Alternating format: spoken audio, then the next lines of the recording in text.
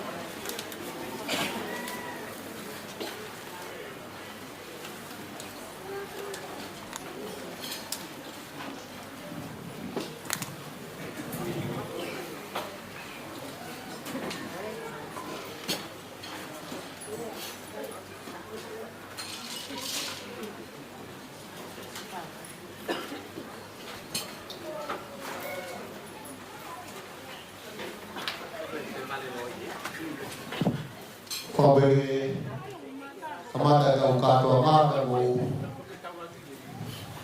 kono mole ni no dai ki fai fikau stendon kene kata ki mo kamata ki katoa ngani kata lo ma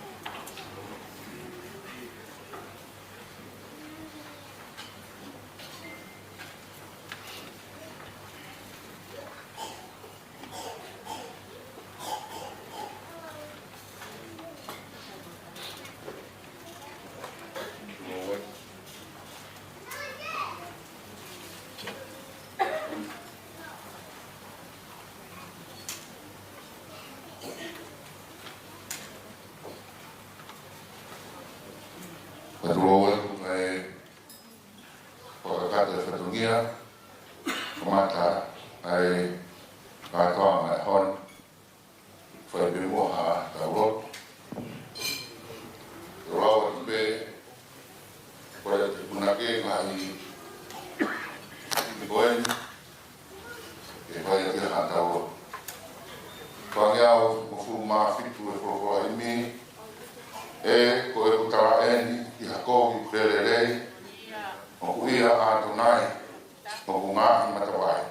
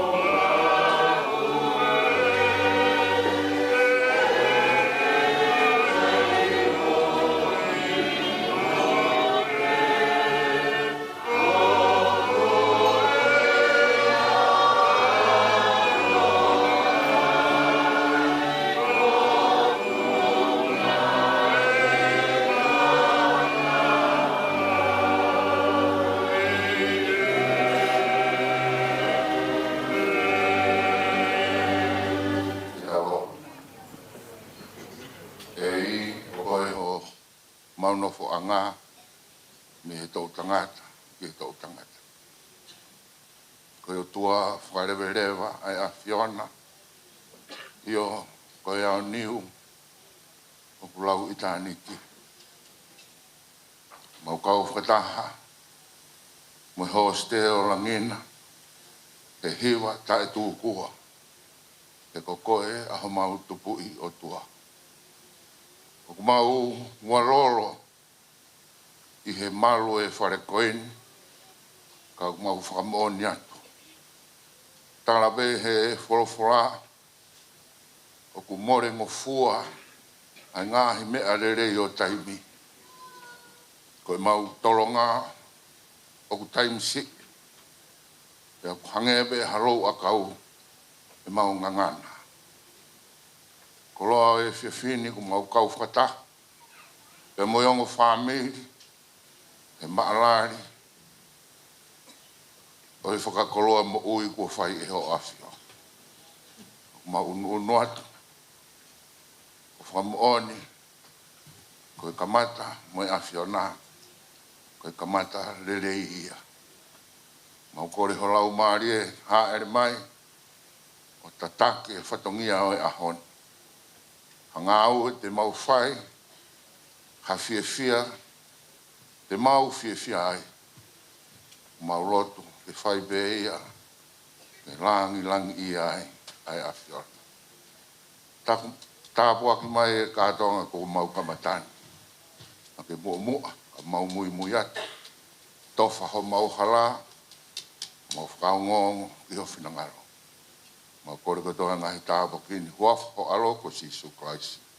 Ka ko mau whakamu ui. Amen.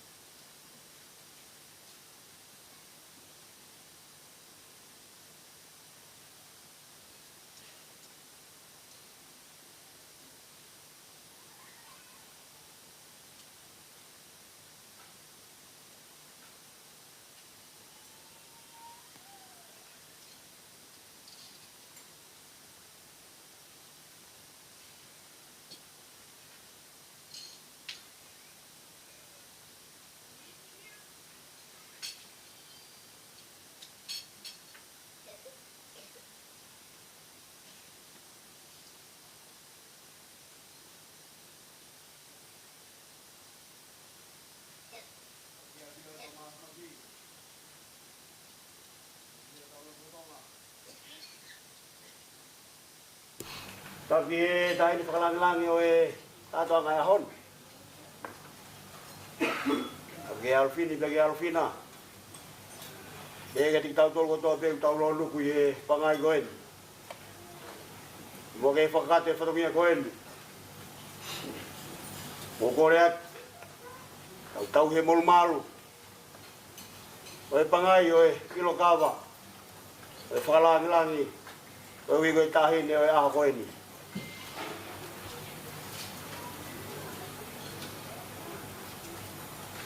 Betul toka buata. Betul toka buata.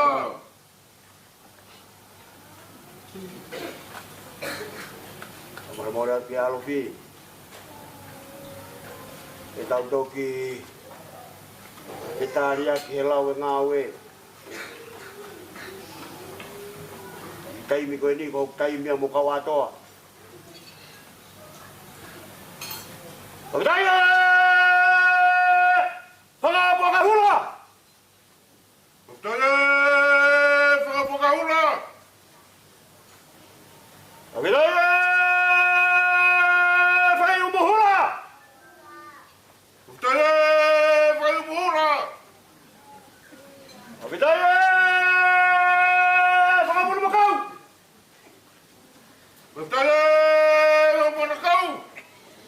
Pagdaya ngawe! Pagdaya ngawe! Sa Dumay!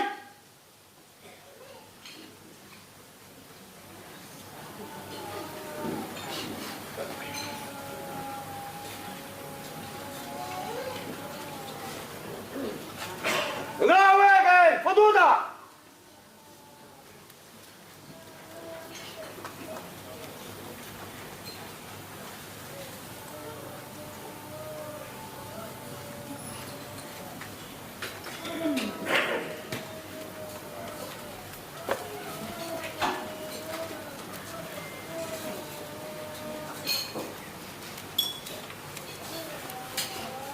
Pulang.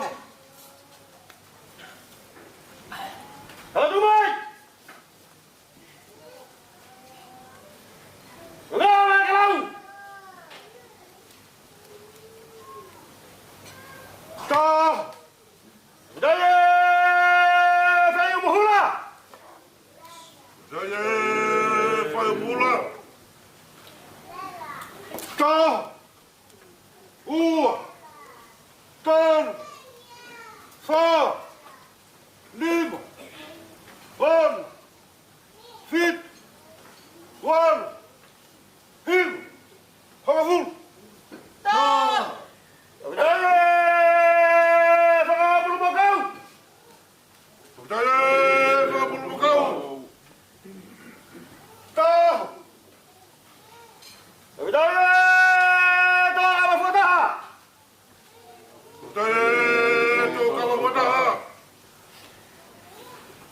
Buat yang awal.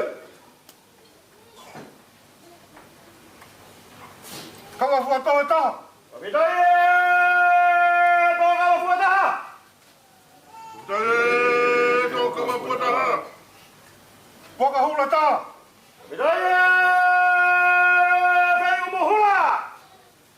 Bidaya, saya mau hula. Full mau kau apa full? Bidaya.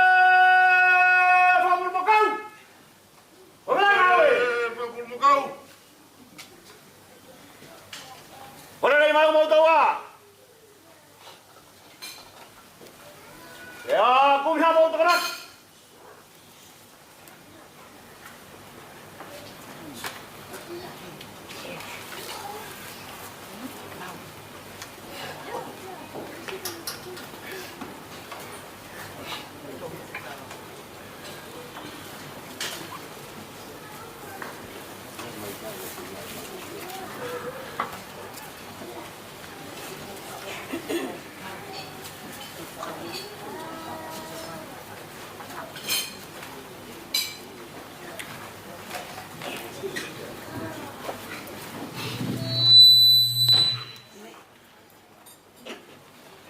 Dari mana kamu?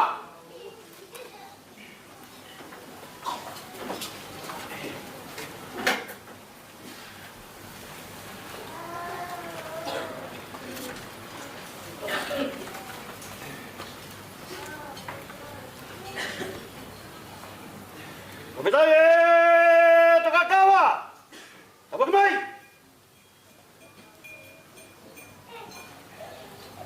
Kau hiya kawa. Ketuki.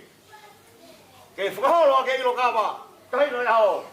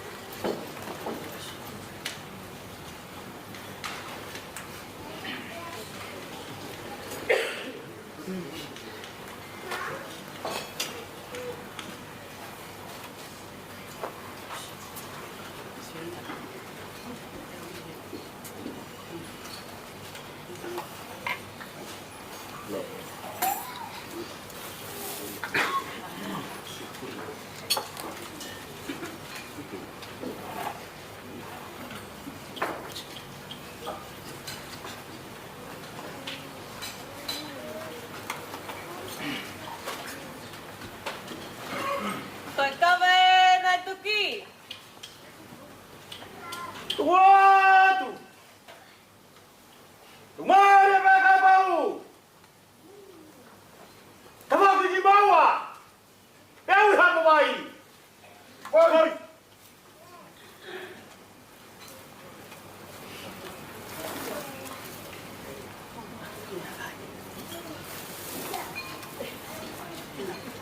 Sige, bye.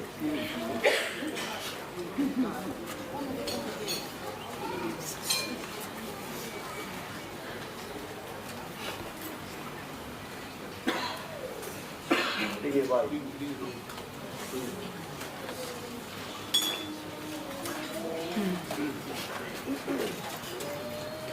Baita!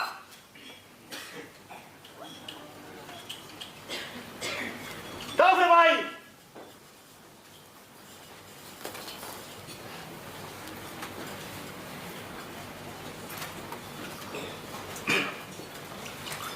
Vâng!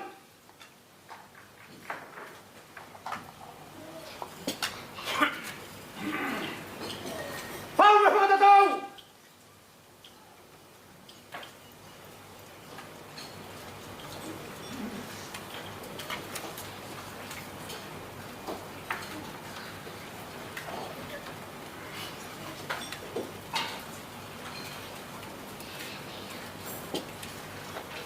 Vâng, chưa!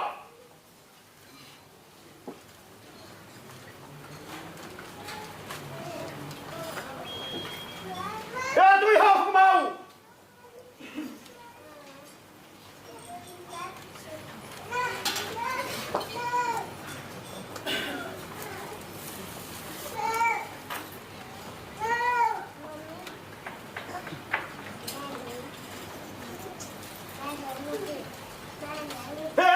Không!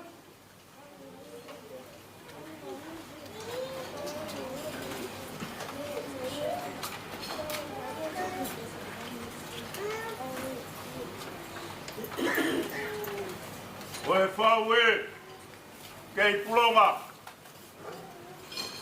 Stap ke a whio a tua tolo tolo toga. Koe kato katoa. Koe tauka kapa. Kilu a mo tai mahaku lea. Koe Immanuela tai gata.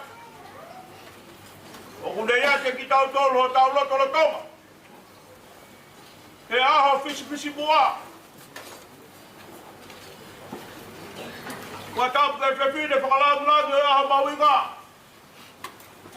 Sa bina kafus. Ala kia kau. Kau puke ai whainga maari e. Ke whakalanga e kuwhia mehe mohenga. Koe pununga e haunga ia. Kai neka. Pea toa pea hakai lagi tau hokulau maari. E tau lama hao. Ai ari wha e o meka. Ai tui langi. O la venga monua e sieku pere. Sieku lupe, sieku mana ia. Pea pongi ai hoploto. Toa. Ene fofonga o wha. Whakahuki si o whare hau. Pea tewa ke kofu me koloa. Au fia. Hono ni mai de faufu au. Wa beda. Faufu he ni mama papio ko pepine helo tu. Kai maringi mai au fatai malawo lawa ya tau buaki mua. Kai lawe mai ne ofa whakapalo bitanisi. Ya bole tau hifunga ni. O tai maari ai e o fefine kon. O fefine e o tu. O fefine e siasi moi wha.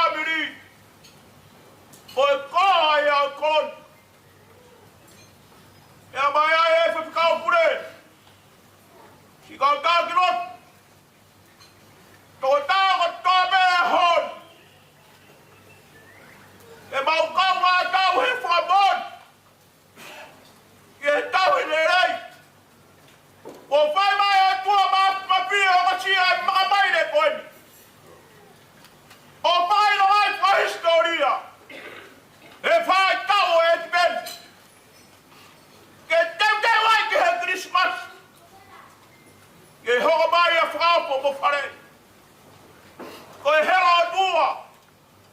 O beta. O gure ni gale fai ho tau whakakolo.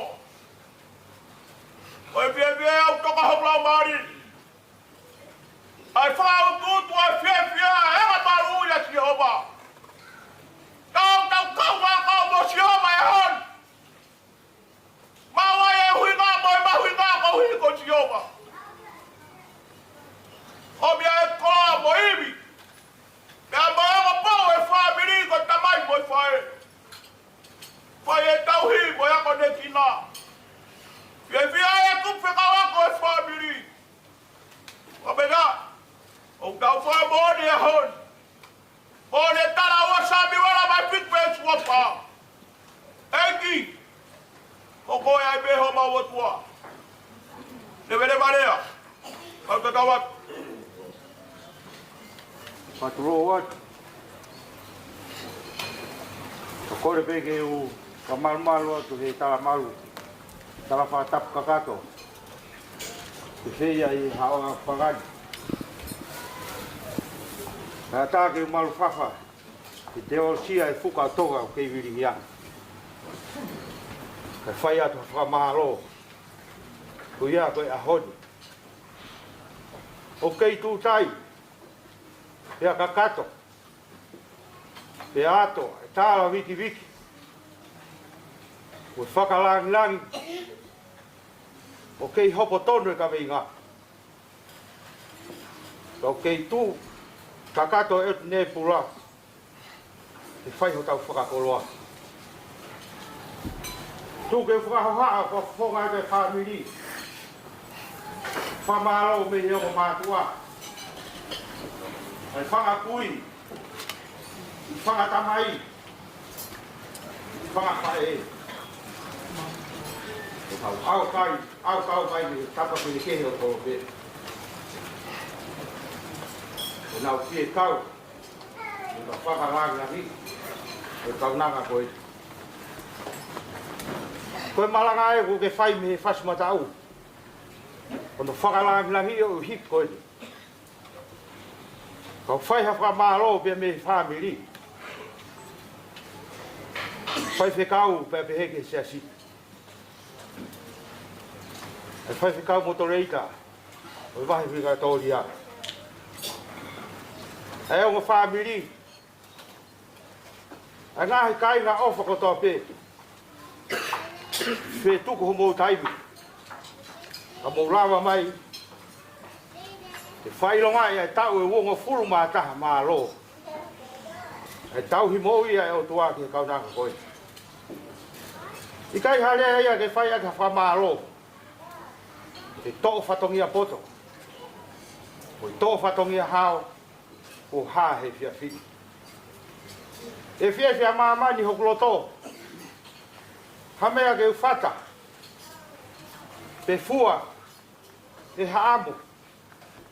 E whakafono ake wha māroko esi. Ia ke mai ke tū i he tumu. O himare ia. E hake o vete hifo e hai. E whakakato atu po whato ia. Tawange pe mo e iki. Iwi o Krismasi.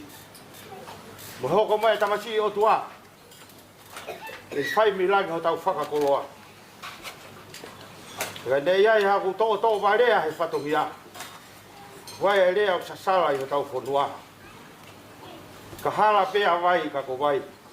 Lewa maranga. Tua vai. Alo. Ka rumai akau tangata. O kore atu ki he whakawhae. Tahine o e ho. O uraga mai ki loto ke pangai.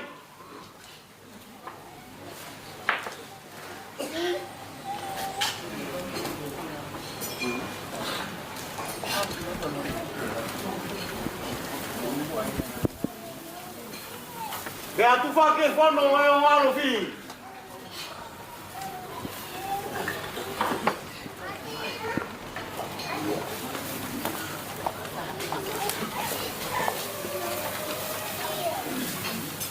Una. Tako wai ko ke tu pai alo ko.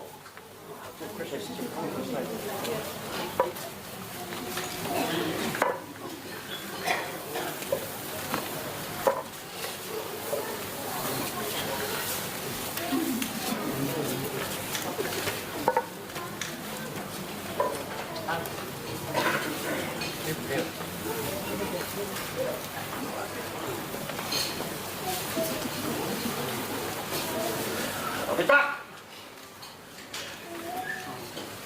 Betai dia kai sono. Orat.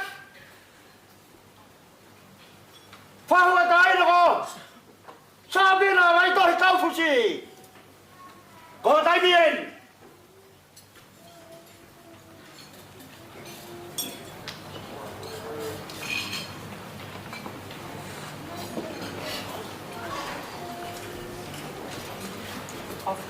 Olha tu.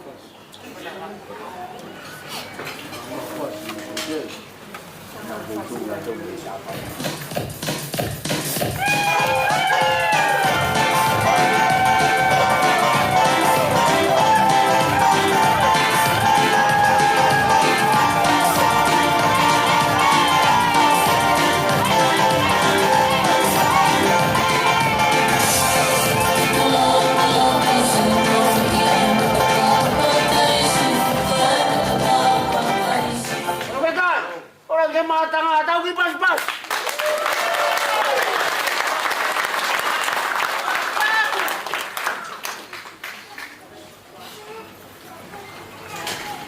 Ora pe DJ. Wow, dia bukan ngofua tu me area kita. Oh iya. Tung kalat kita me area kita, ko wi ko fatong ya to boy pangai ko ini. Ya tahu begini. Ako kolat! Imau tahu ko tabi ang kaifono! Iya ang alofi! Pamau tayo niyan!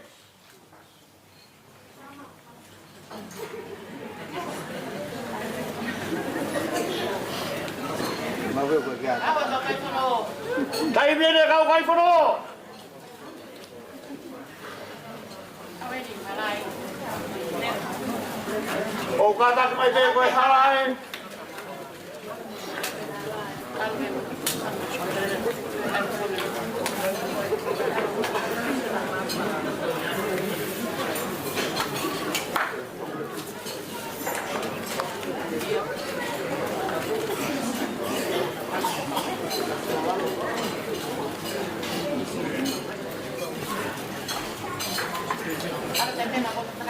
Kurang mamay, motor kay bro.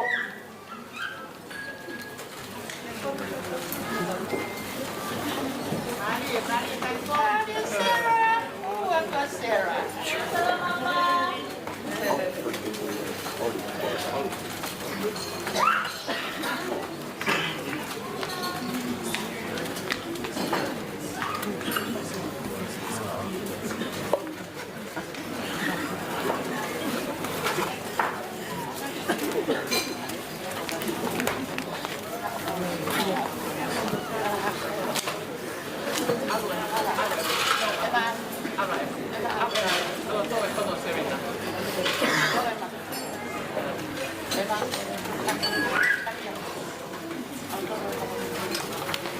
Ada perkono dia tahu kita.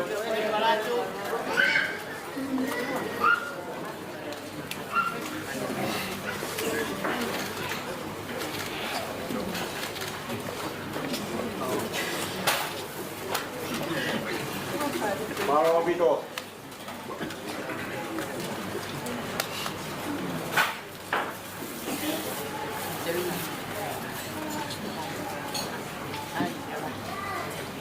Pemakaman. Turun yo, potong.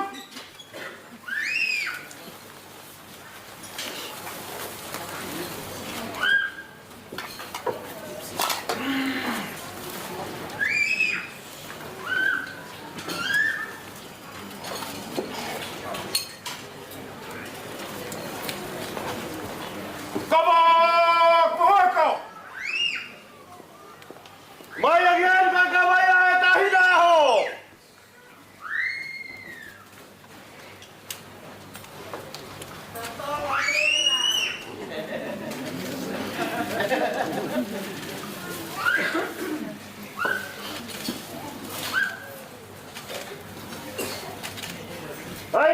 vina kavusi. Koe whanua ana. O ku whakake aka tua e awha e whamiri. Maraloho nofo tau fua. I he tamai me moe whae. Ki he kui mai mehi tanga. E ki he whamiri hono katoa pe. Whakametai e alofa e ik. Le omi mo e fu tau koi koe tau. Iro ai he pepite. Koe aha ono whakatau tahina. E no fo family. Mau hoka wa.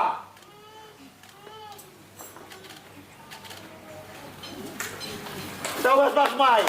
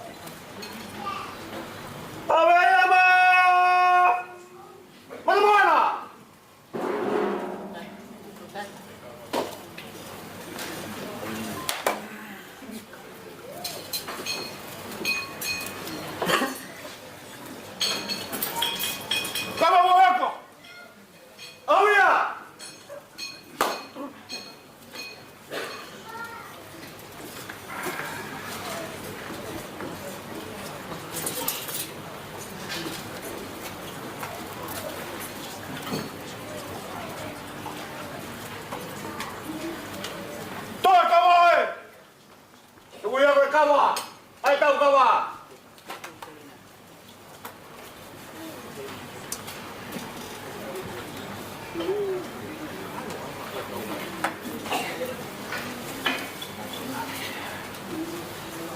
Ada ngai mau kawa.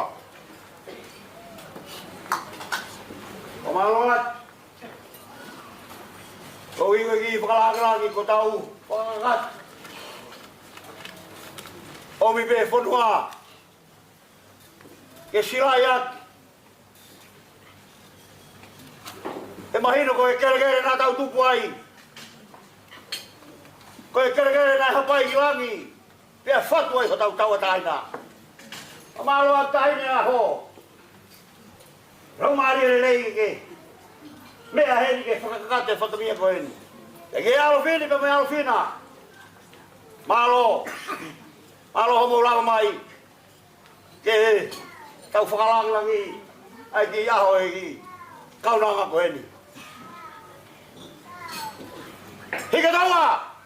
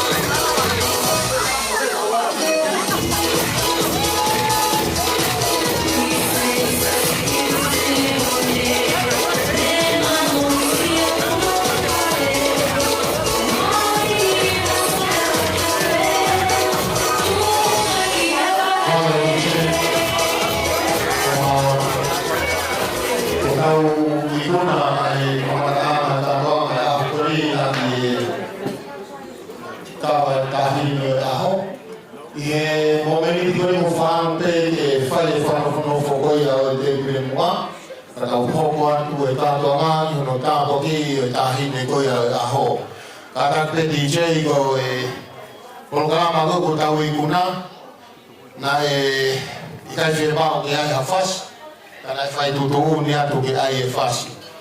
I programa ko ni hoko atu te e fasi ka hafe ki ai.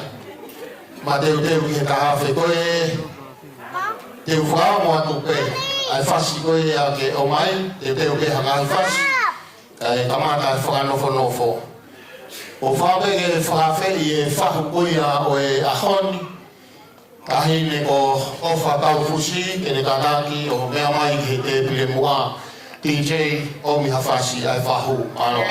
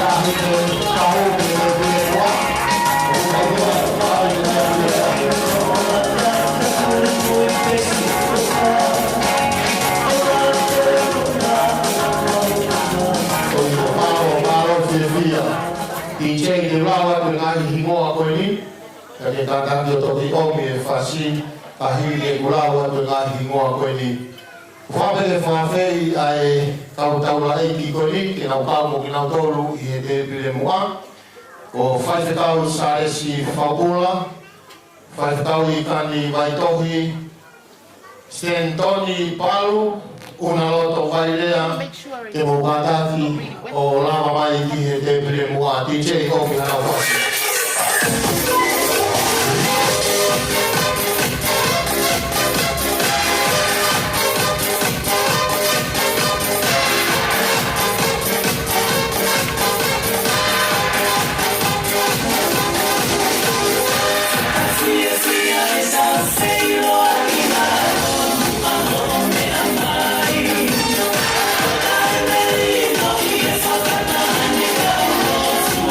She's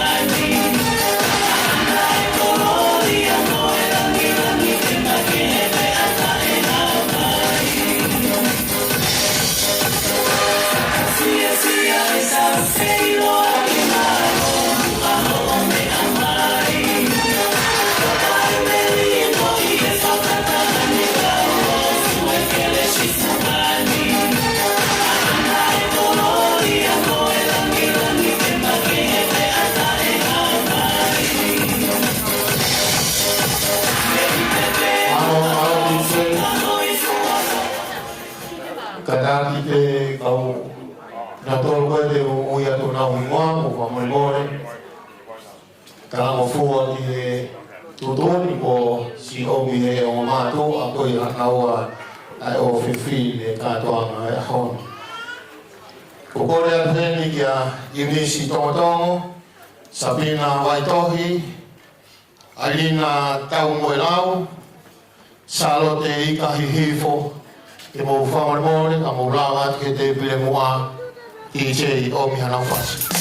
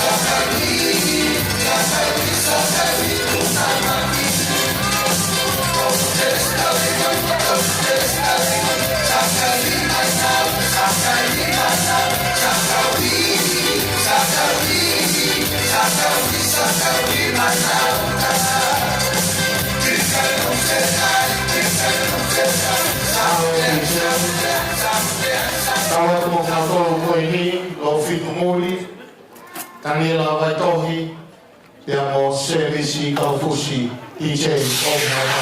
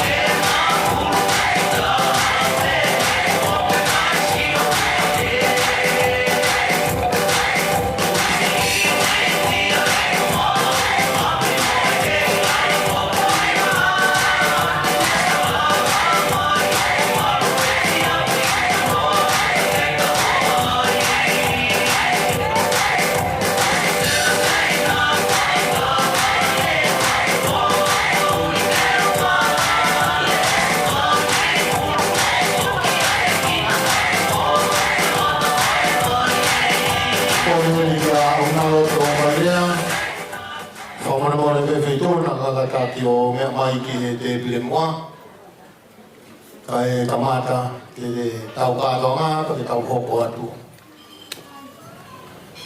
O mi moa DJ a whasa pakehe me a whasa tau boli, kāro e whasa tonga. Tonga.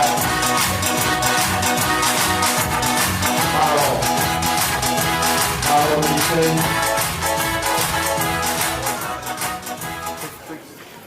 Tili be whakahoa o e au whawhalang i koe e te pile moa. Ka ko whawpe le o whawhe e he ki taha ko tō pe i whareni ki tau whaha ke tau whaha pa apa Oi honga ia e tauhi ofa e o tua ke o whiwhine koini Sabina Kaufusi ke mō gātā tō mea hake ni orunga ka mu loto pēr Sabina he ahoni e tau tā walo Sabina na e whakakato a e ne whasi koia ke huma ia ki na loto pēr Sabina ke hiwa e ne whae pa i ahoni te loto pēr Sabina ke omi ne whae ka mono ki to oua si i ke nao ni pe mo au hiwa a si whanonga mai a Sabina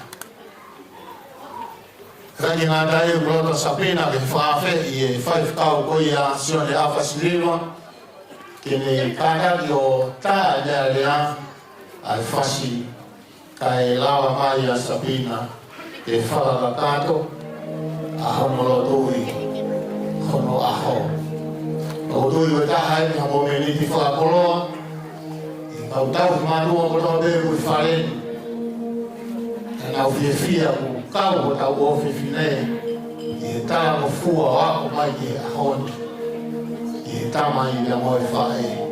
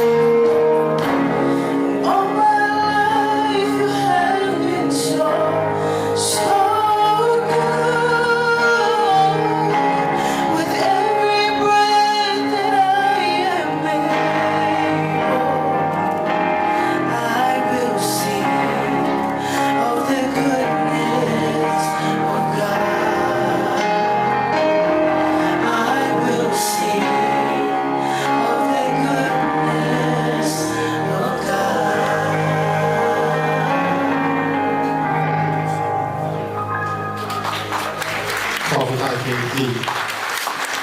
Ato e whaka na kaspasa kulerei, ko hui koe whae, ta koe o whiwhine, na whae e hira whalanglanga e haoni. Ta whaka paspasi mai i ki. Kore e u whatapu ke awhio e toltai o tuangu ke tau rotorotonga. Tapu ke whanau o whamapuna hou eiki. Tapu ki a Luakitau, Uralahi, Wakalahi, Tupo Walalo me whare matapu rea. Whatau whoki tahi ne whahu o e aho, o whakaufusi. Whatau pēni ki a Sāresi Whaupura, pehe ki kau whaurunga tōma u tau kau whatah, i he mānari o e ahoni. Whatau whokeni ki a rea e pēni, pehe ki a nisi. Whatau whokeni ki a Kanela Waito, pehe ki a paea ka moe whamiri kotoa pēu tau kau whatah i ahoni. Whatau whoki ki a Olivia, Nyama ukai te tau kau whatah. Whatau ki a Senisi Kaufusi. Pehe ki whamiri kotoa pē. Kau ngā maheni, utau lo nuku he pamai, kātoanga whiawhia o e honi. Whatau whoka te ngā tōru ngā mamata mai i he ātanga mo e rea i a honi. Whatau whokeni i miitia o e honi, i paura moi moi ka pehe ki hono hoa. Whatau mawahe whokeni ki tahine o e aho, ki a Sabina Kaufusi, o ku ne whatatahai whiawhia ki tau tolu i he ahoni. Ea, o kore whamoremore atu ngau tolu, o kuikai ke lawe atu ki ho mou hingoa i ahoni, u atu a e whatapu ki a teki mou tolu. O whatawange pehe o tua, o kātoanga te tau whai aho koi ni, ko kātoanga te a moe o tua. E ke lang i a pēa e o tua, i e whiawhia te tau whai i aho koni. Last but not least, I want to acknowledge to all non-Tongan speakers a very warm welcome to everyone today. Thank you for taking the time to be here with us to celebrate another year of life that God has blessed us with. Today is a day of joy, laughter, and thanksgiving. May this celebration be filled with joy, love, and happiness. Welcome, and let us celebrate together. I whai ngā maari e koni, o whawhe i taula iki, Sāresi Whaupura, ke te whamaremore o mea mai, o whakato, ai tāpua kina o i tahine aho tau whaka paspasi i he whai whakau.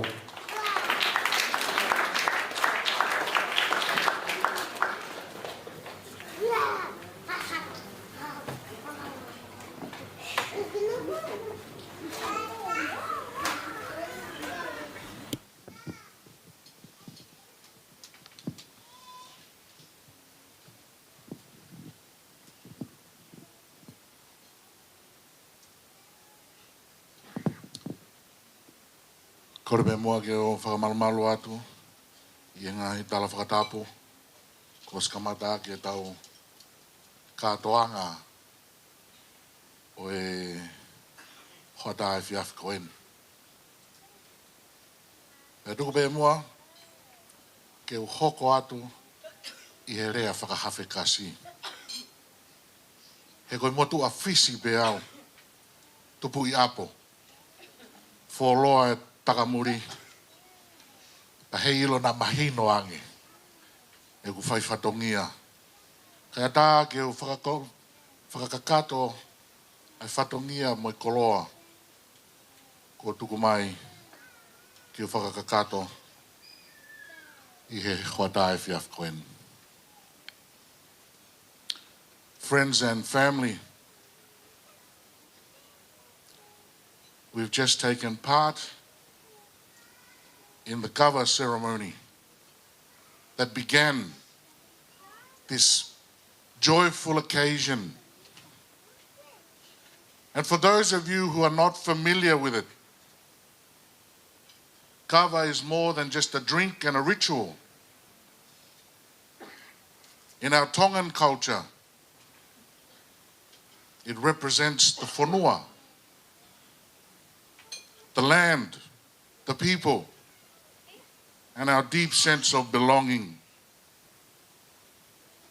Kava reminds us that we do not stand alone. We stand on land shaped by those who came before us, held within relationship and responsible to one another. And so after the kava ceremony, as we began, it is customary to offer words that carry meaning and weight. Koe mahui ngā ia, I hono whakatataha ki tau tore kava, pe ospe ia, pe hoko atu e ngahi rea, pe moi ki o wau koe ni, a hui ai hono uhinga, mono mahuinga. Words that acknowledge connection and speak blessing into the next generation. And so with that spirit, koe lau maari e ia o whakatataha ki tau toro ai whenua pe koe kawa. We now pause to offer a birthday blessing for Sahapina as she marks her 21st years. I want to invite us into a hymn, a familiar one to all of us. And just one verse as we begin this time of blessing. And perhaps made famous by the Mate Matonga. But it is a hymn, and I don't know how many of you understand its words.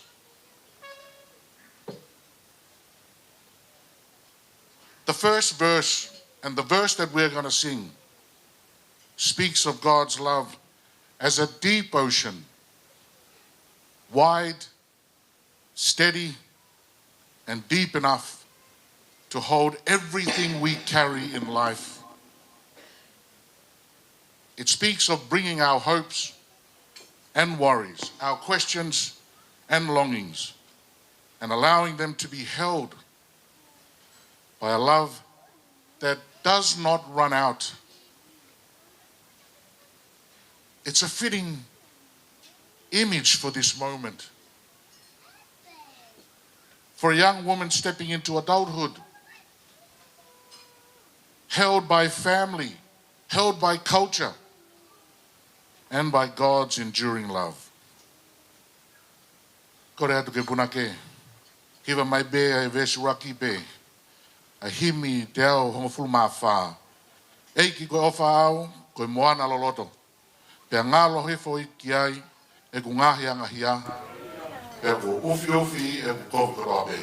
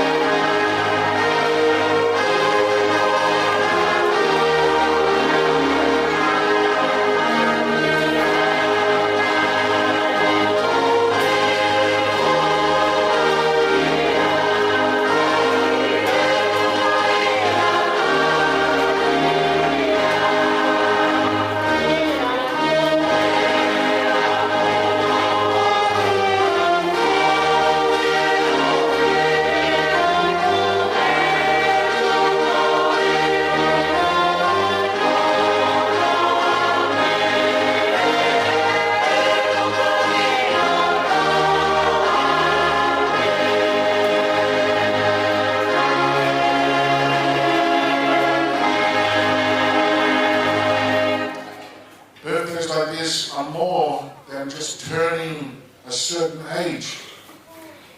There are moments to pause and recognize growth. Growth shaped by family, growth shaped by culture, and by the people who have walked alongside us. And so I think it is only fitting that the thing that we are going to hear is only a verse, and it was chosen by Sabina. This verse from Scripture comes from the Gospel of Luke, chapter 2, verse 52. And it just says these words, "And Jesus grew in wisdom and stature and in favor with God and with people." When I spoke to Sabina, this was the verse that she chose because it resonates. Sabina, you chose a short verse, but it carries a lot of meaning. It's a verse about Jesus. It tells us that even Jesus did not rush through life. He grew over time. Jesus grew in wisdom, learning how to think, listen, and choose well. He grew in stature, stepping into adulthood and responsibility. He grew in relationship with God, and he grew in the way he lived with other people. From what you've shared with me, this verse connects with this moment in your life. A time of learning, movement, responsibility. You've shared that your name carries a family story. That you were named after your grandfather Dani's auntie. A woman who stepped in with care when it was needed most. You've also shared that as the eldest grandchild, you often find yourself caring for others,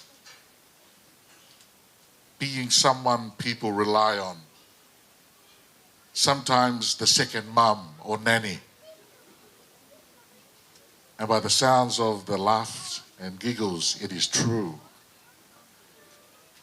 And you've shared that your life has already crossed many places.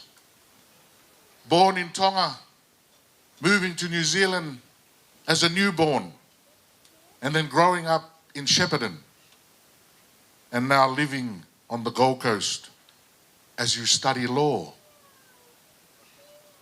Different places, different seasons, and through it all, a strong thread of family, responsibility, and care. Sabina, this verse about Jesus reminds us that growth happens across time and place, and that becoming who we are meant to be is a slow and faithful journey. Tonight, this verse stands with you as an invitation to keep growing, to grow in wisdom, to carry responsibility with grace, and to trust that your life is being shaped within family, community, and God's care. In our Tongan gatherings, it's important to explain not just who is speaking, but why they are speaking. Tonight, I stand here at the invitation of Sabina's grandfather, Dani. He asked me to offer this blessing. Our culture, an invitation like that carries trust and responsibility. I also want to speak humbly. There are other many ministers in the room, family members and elders. and others who might be considered more appropriate to lead this blessing. But I do not take this whatongia lightly. I stand here not because I am the only one, but because I was asked, and because in our way, to be asked is to be entrusted. I also want to name something visible this evening. I am wearing a red stole that once belonged to the late Reverend Loni Waitohi, Sabina's grandfather's brother. This stole was given to me by the family at Loni's funeral. I wear it tonight not as my own, but as a sign of trust, memory, and continuity.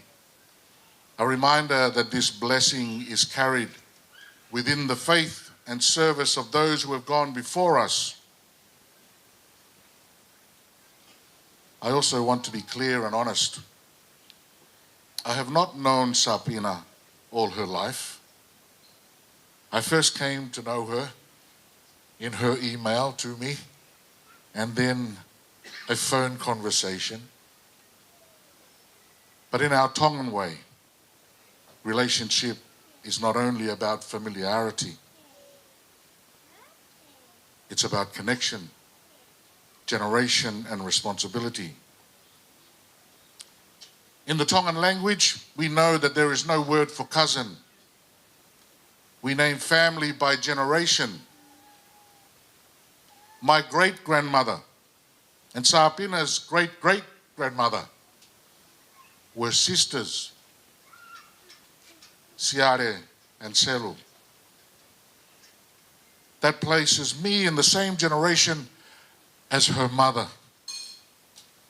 So in our way, Sapina, unfortunately, you are my niece. I share this not to claim closeness, but to explain why I stand here with care. Because our families are connected. Because I was invited to carry this moment. And because blessings are spoken from responsibility and love for the next generation. In a moment, I'm going to invite, and this is at Sapina's request, these following people to be a part of this blessing together, to come forward and stand around Sapina. And I will ask Sapina to stand as well and allow them to stand around you. And then there will be a little bit in the prayer that Sapina will share a prayer, an open verbal prayer. I will begin the prayer, and then Sapina will say a few words, and then I will conclude the prayer. She would like her grandparents, Tani and Paia Moyaki, to be here with her. She would also like her parents, Penny and Eunice, to come forward. Her siblings, Pensimani, Paareka, Marianne, Jennifer, Olivia, and James, please come forward. And some of her uncles and aunties, Nella, Loni, Ikona, Antonio, Selaima, Ofa, and Tessa. If you would come around and gather at her request. This is a unique request. She acknowledges family, and it is meaningful for her. I ask Sapina to come a little bit forward and allow the family to gather around and lay your hands on Sapina. So come forward. This is unique, yes, but it is a meaningful one for Sapina. as her family. And we know our Tongan families are not just limited to the immediate, for there is no word as cousin, but family, kāinga, and all of us are involved in that as well. And so as we begin this prayer, I invite you, if you're able, just to extend your hand, and we are a part of this blessing that will bless Sapina on this day. I will lead with a few words, and then I will invite Sapina to say a few words of prayer, and then we will conclude with the final prayer. Can Sapina have a microphone?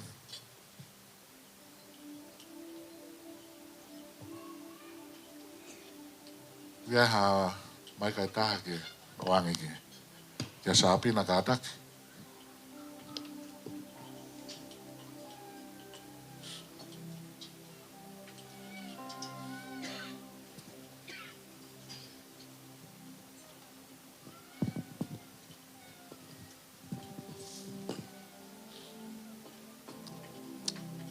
So I invite you now, extend your hands, just where you're sitting.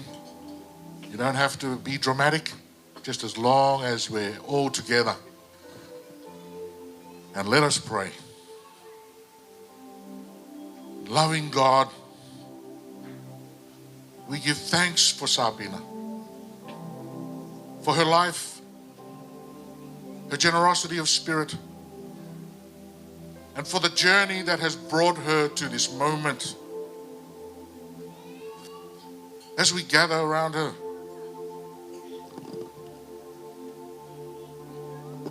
we want to hear the words that you have given to her to speak on this, her birthday.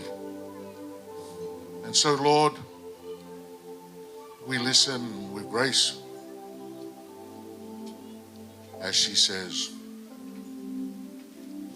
Lord, you see every prayer they've prayed, every tear they've cried, every time they've put me before themselves. I ask that tonight you bless them for it and cover them with your peace. Protect them, strengthen them, and return every seed they have sown into my life to their in abundance. May your presence go down before them and remain with them in prayer.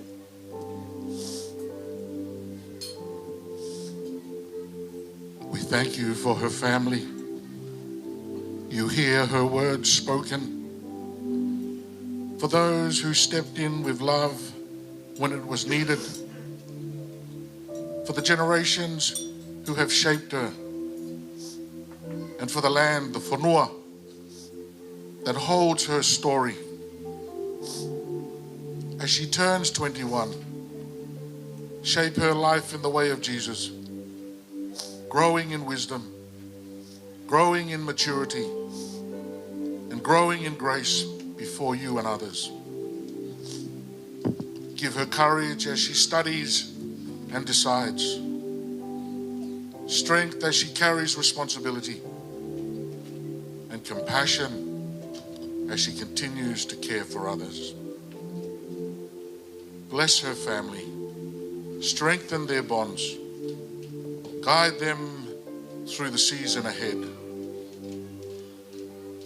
and may your peace rest upon them always. Humble is the prayer we offer you. And as she requested, her family be alongside her. Family is what is meaningful for her. You understand us, gracious God, and know us so intimately. You know perhaps our inner thoughts even before we speak them. So we offer you these prayers, both spoken and the ones that sit deeply in our hearts. In the name of Jesus Christ, our Lord and Savior. Amen. Amen. Sapina, you are held by family, grounded in culture, and carried by prayer. May your life continue to grow with wisdom, courage, and grace. Happy 21st birthday.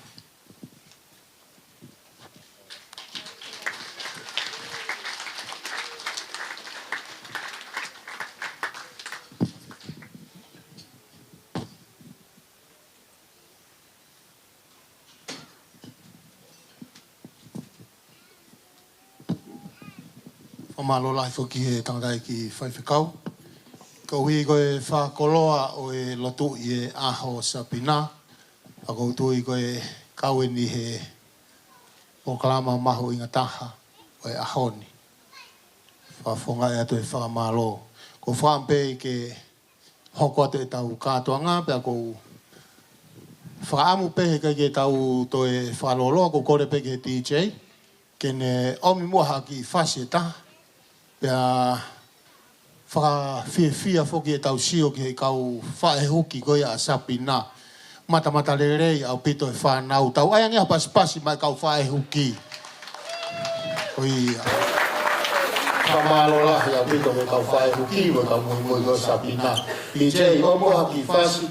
Na ko whape ke tau hoko atu ai pe ki hono whake ki koe a o sapina. Ke tau hoko kahile whake ki. E tau hoka atu ai pe ki hono ki he keke o wau koe ai keke. O toi koe koe a sapina o ka ke whaatatari ke. Whai e whia ko hui koe mo pōna koe. I te o moha ki whaseta. Ta ko kore he ni e hoko atu te hono whaki koe a oi ki.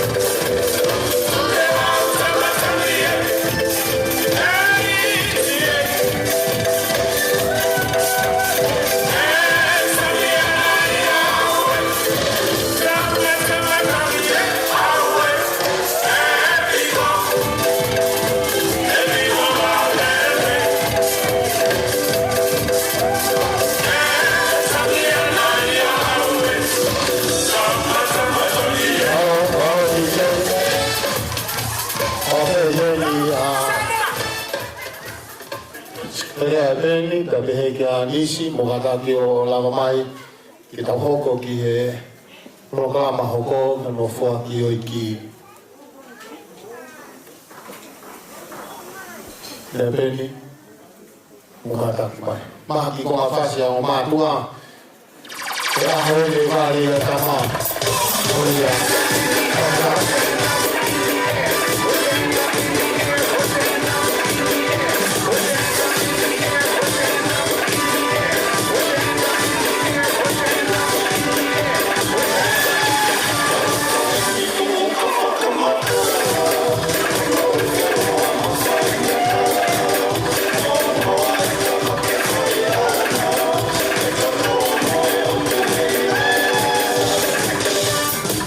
Oh,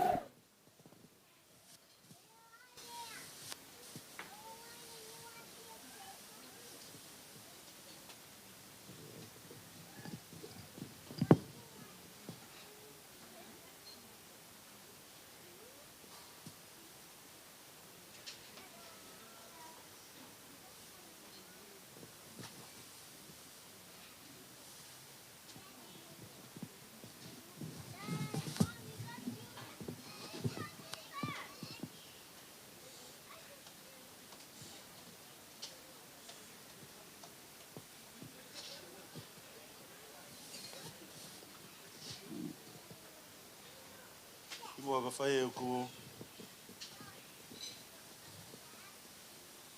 i rea whamalo koe ni. Tuku pe mua ke mua ki a whamalo ke tamai e vani.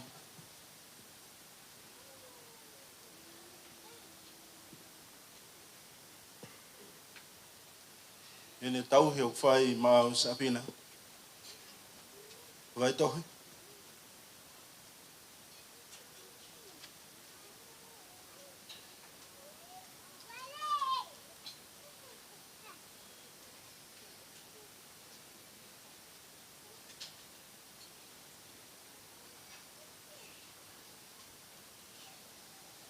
Kai ke area whiunga.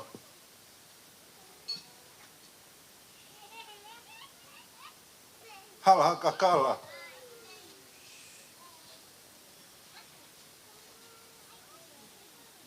I whaki mai si hova.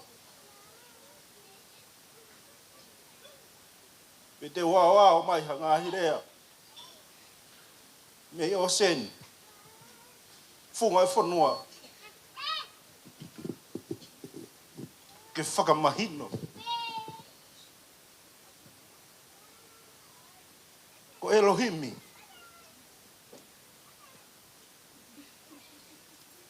O tu ang kaha pe ia.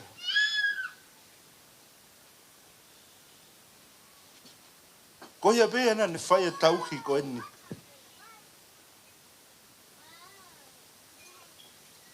Nei ui mai pe au ke uhau.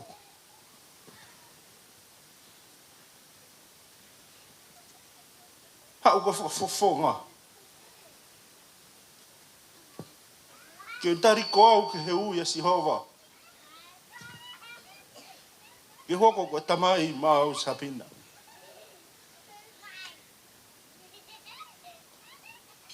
Pe ke whakamore i au.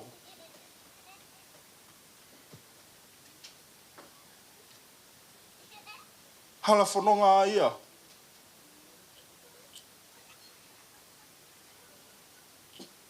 Where a ngahi ta funga.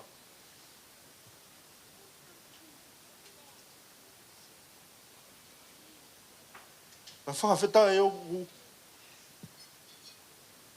Tu be Sihova hau ta whaaki. Kene whakamahino koe ngataanga tangata. Koe kamataanga Sihova. Whamore atu nā koe aha tō whatongia he anga i tauhi o whai. E ahoni. Aho hea whiawhia. Haka, hoku loto moku lau maari e. Ke whakawheta e peki a Sihova. Awe peki ai. Ke whakamahino ko ia pēra ne whae tauhi. Ko ia pēra ne whake mea kotoa ke whae ako no lehi koe. E ngāhi ako naki. O ko watu maau. Neongo ko e taimilahi ku kona.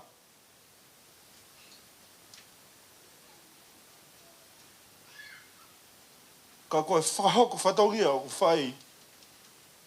Me Sihova pe ia. Sapina. Whamiri e maheni. Nau tuku taimi ka nau iheni.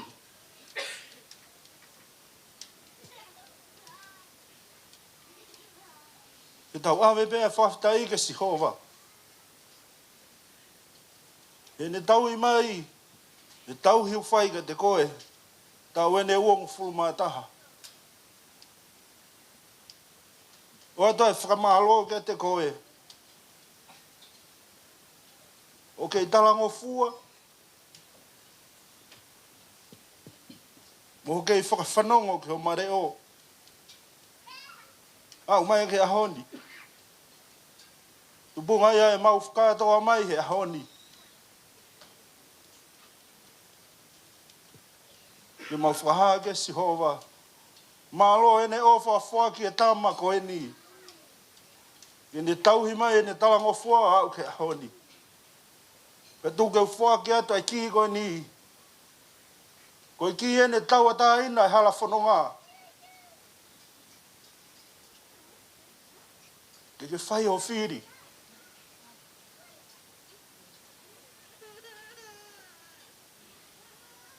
Ko tui whakapapau sa pina.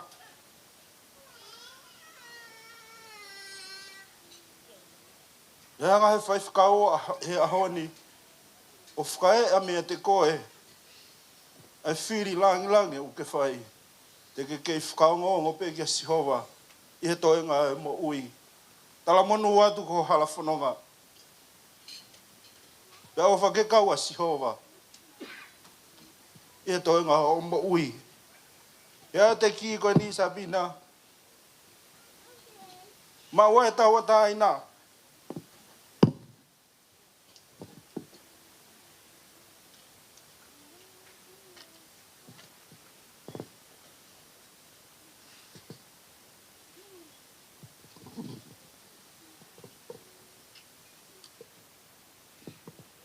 Thank you. I just want to apologize. I did have a Tongan speech prepared, but I think I'll just stick to law. And I wanted to thank my parents because my understanding of this key is it's a key to freedom. And I'm not ready for that, so I'm going to give it back to you. I like being unemployed. But I am going to keep this Bible. Because as Reverend said, it's all I need to continue growing. So, thank you.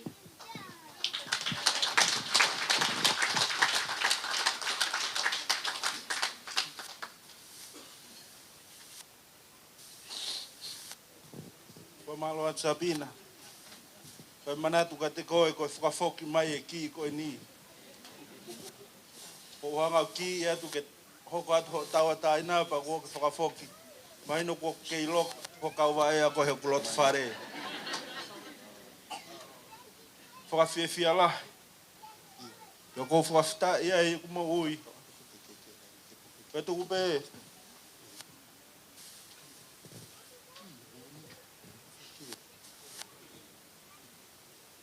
Koe pe kuki mea ofa. Mau. Ke nofo ke kulot whare.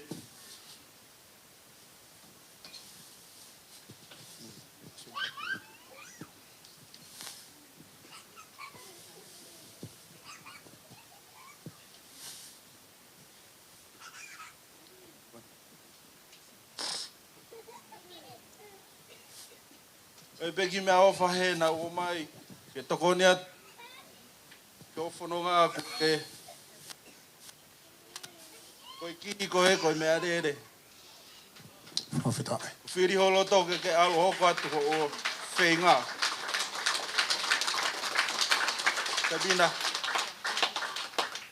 Ato e ki koe nā ke tokoni ho whona ka koho kauwa e u kei loka peia. Malo pito. Whawhitai.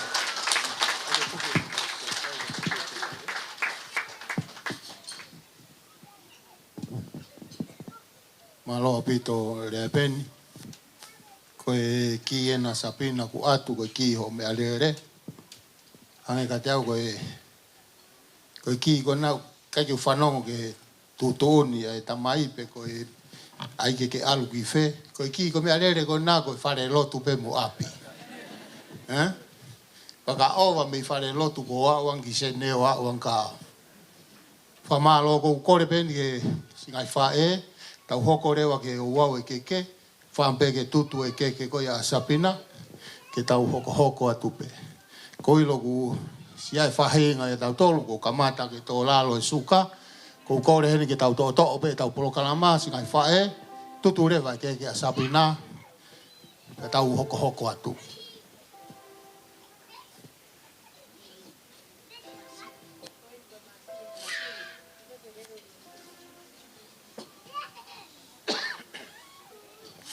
Whawhiawhia whoke kuai pe singai whamiri. Nau whakaamu ke nau tutu e keke koe a Sabina. Tokolahi au pito e kau tutu keke a Sabina e ahoni. Kau ku whiri pe Sabina. ai toko taha ku ofa ai ke ne tūtu e keke.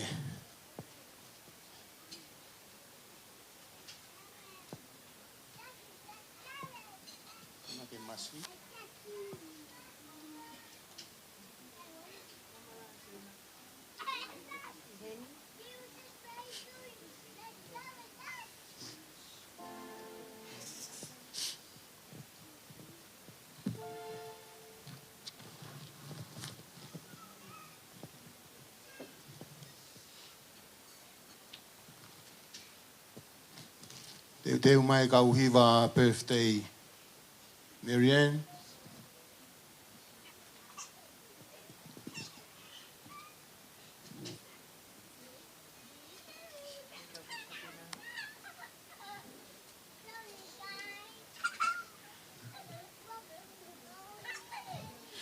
Happy birthday to you.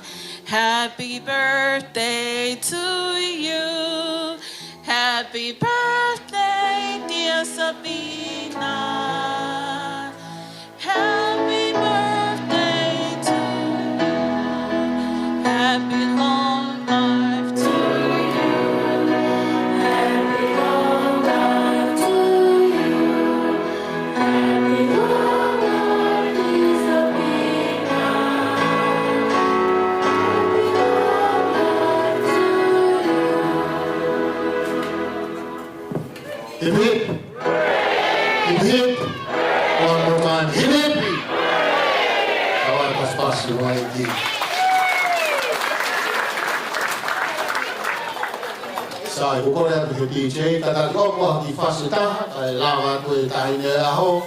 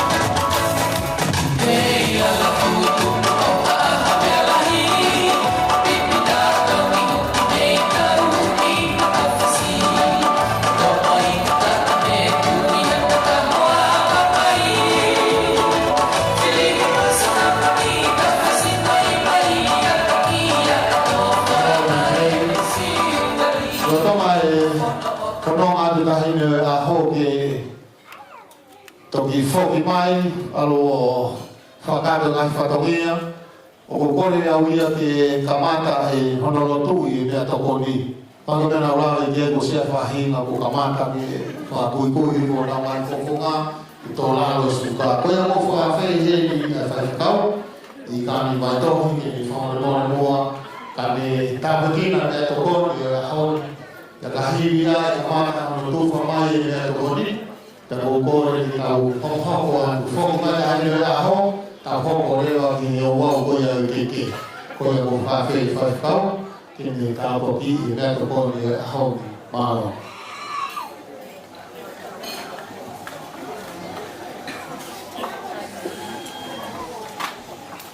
Ora i te asio o te whamao ki MC ka tu mai e whengmari veni e tāpua ke vea tau mea tokoni. Kamaranga o i whiohira o i whiawhini, kaungi ai MC, kaumai o kamata o i whiawhini. Whamiri mamoi ka inga. Ko e rito o e tau whiohi, ko e tau whiawhia mamoi whawhitai, ki he whaimana e o dua, painasia ki a tau kaunanga.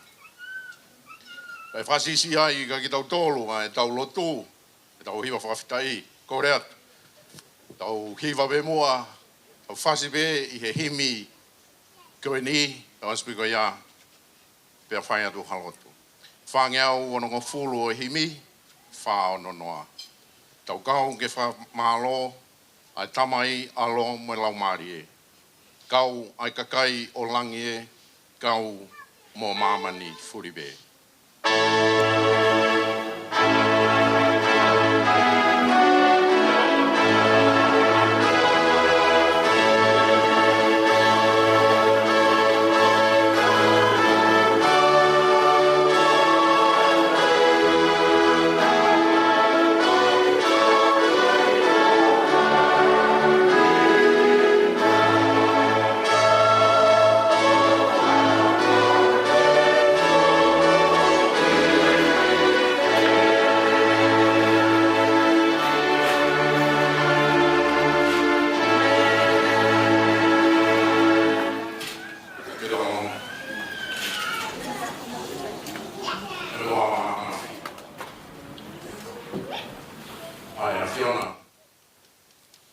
Talo ve ba me tuai o fai ki mautolo.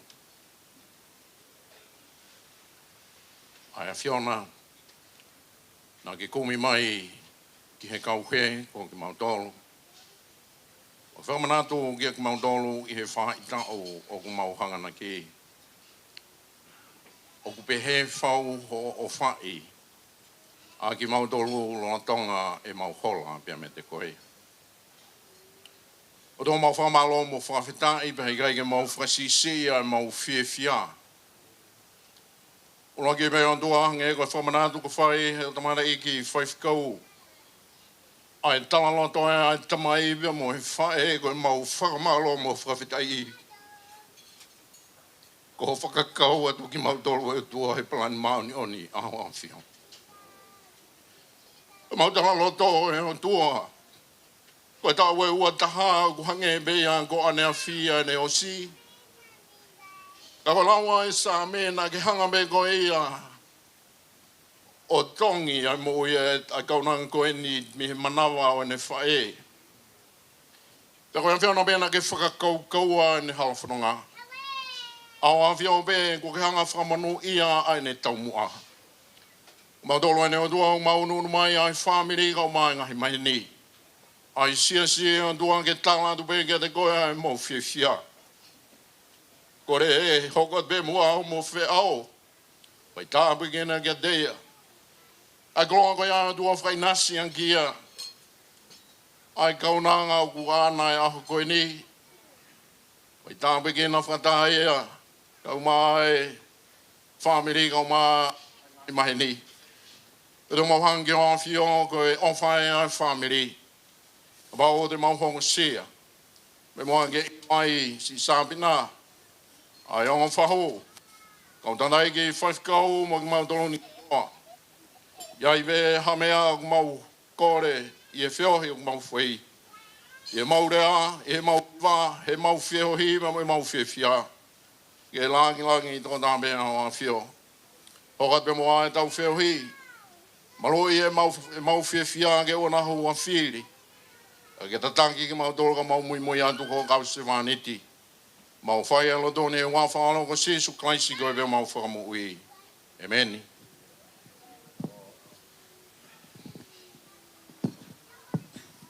Whamalofo ki e tanda i whaifkau. Kua osi tāpua ki e tau mea toko ni. Our main meal will be served very soon. Ko ilo koe whahinga ko nau si mau mea toko ni ki nau tolu e whanga ki sneki ko ia e te pire ko tuina o tāpua ki i pepa ke toki mau. Ka hene pehe ko whaampe ka hili ai whakananiri ko whai e whanga whae ka sapina. Tai me whoki mai a sapina ko kore i ke whakato ai pe ai keke ko ia o i kātoa ngā. DJ o mua hawhasi. Whamei te aki moki i whakaa ke mātanga. Malo.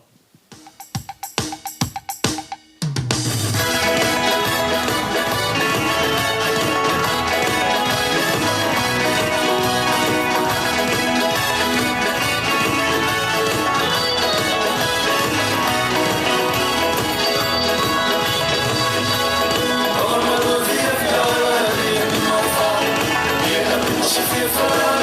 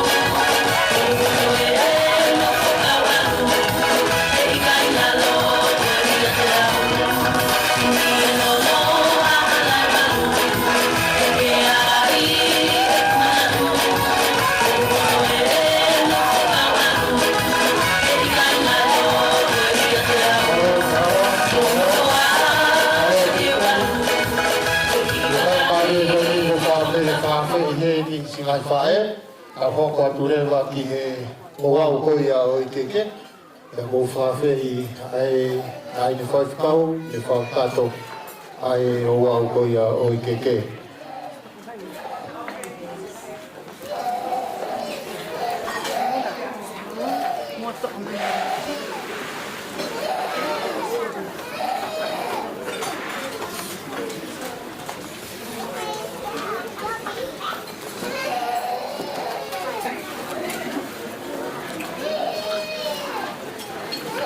Kore pe moa ke u whamalumalu atu i he lotu pa moe ngahi tala whakatapu mo whai atu pe mei moa ni. Ka tā moa mo oku ke u toa e whatongia mo whakatongia i a ki au i he hoa tāni. Ko pi moa ko i mon whi mauna tep tep. Ko mlere mai pa mei nusila ko e tau ke te au o Iunisi, kau fusi, i he whiawhini.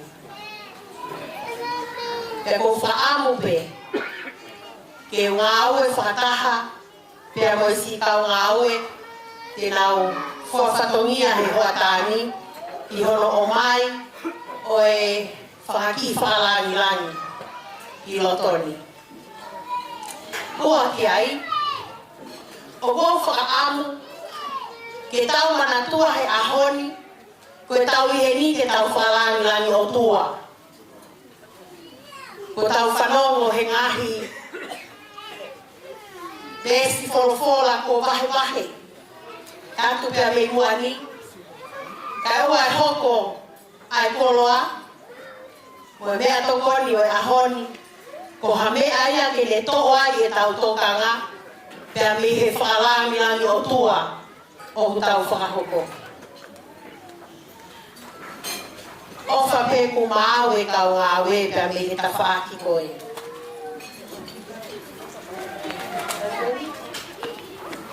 Koe tumu aki, e keke a sāpina vai tohi, o ku hiki a kia, ai ngafi ngafi te kumi, te ngafi ngafi fute hongo furu.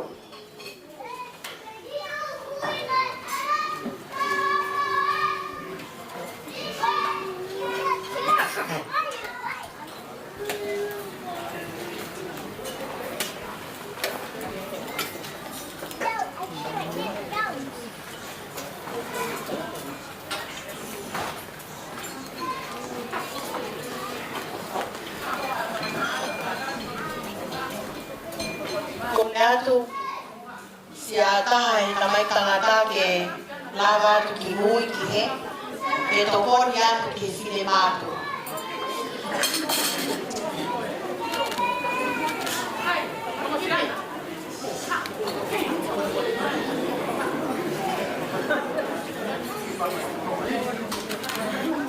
E hoko hoko atu pe e ku ui ai keke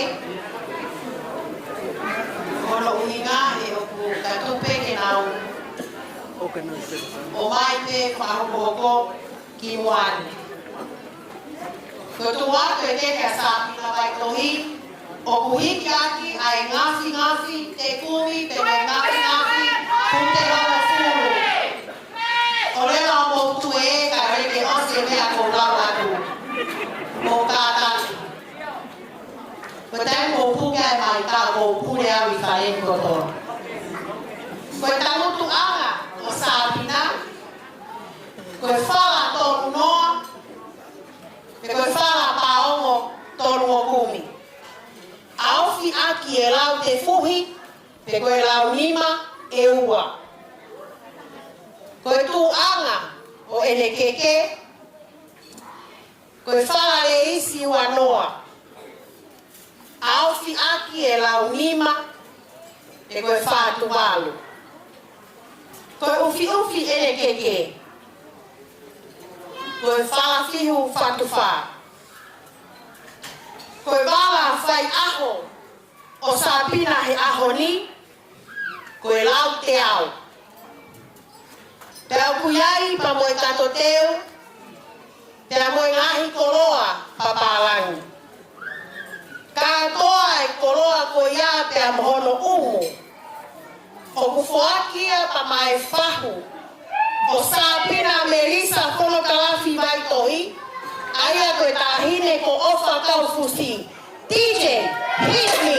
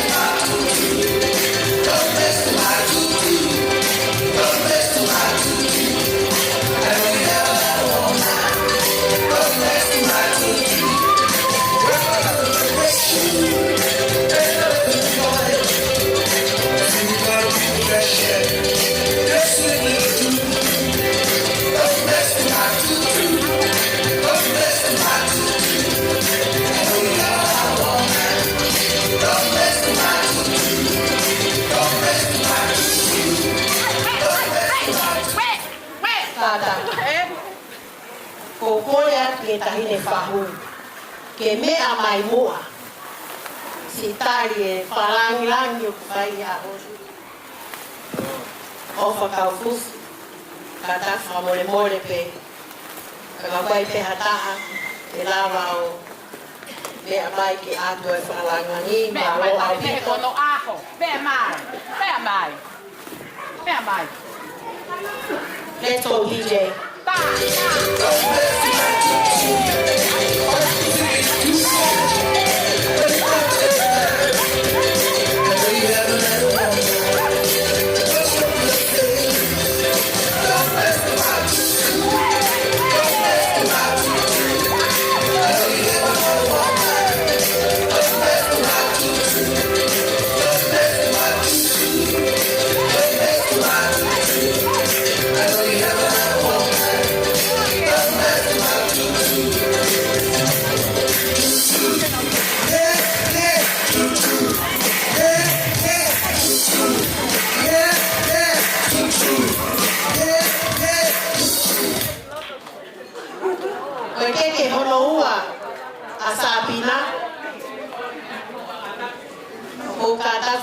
Mole, tau hiatu, ai whalangi ki toa.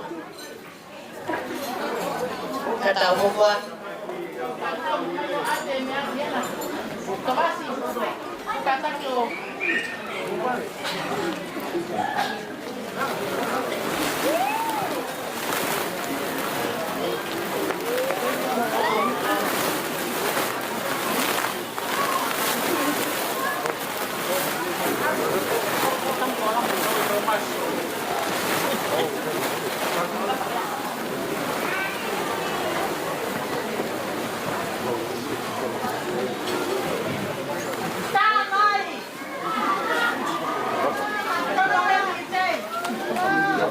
Koe keke hono ua Sabina.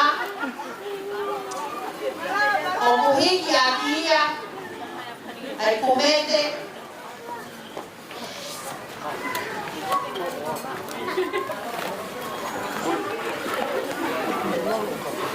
Fala ua noa. Aufi aki. Ai whātualu pela ulima. O kuiai ka mohono katoteu. Mohono koroa papalangi. Pea mohono umu. O kufuakia mai whai whekau. Na nelotuhi. Oi aho Sabina. Ma Reverend Salesi Faupula. Mo paspasi mai DJ.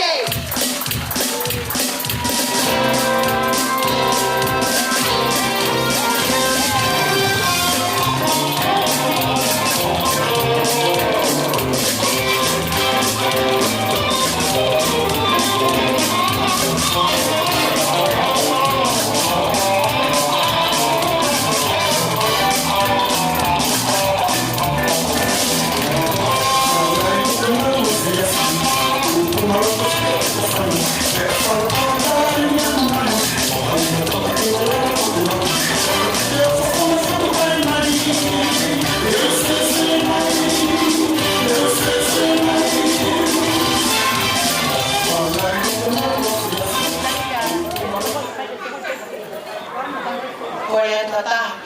mo to koni mai.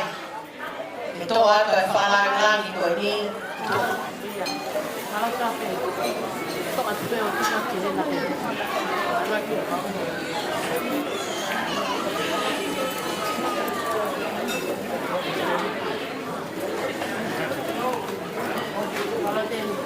Koe ke hono tolo sapina. O kuhiki aki hono kumete. Fala ua noa. Aufi aki e toka ua noa. Iai hono kato teu. Ta moe koloa papalangi pea mohono umu. O kufuakia ma Reverend Ikani Vaitohi.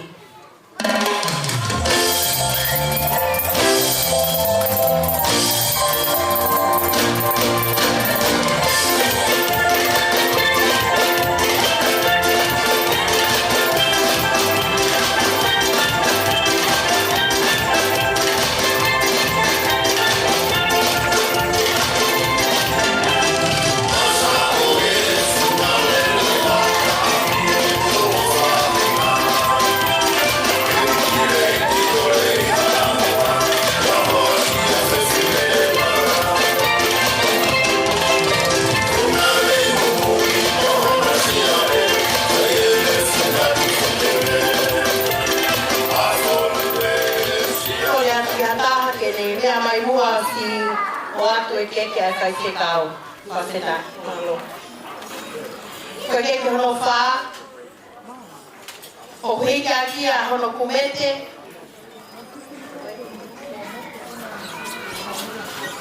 hangeo fie ka ia e fine motua au I hono whakatoto i te heki. Te keke tau he koloa ki tua. Ko ka taki, o lava mai si atua e koloa hoko ki tua.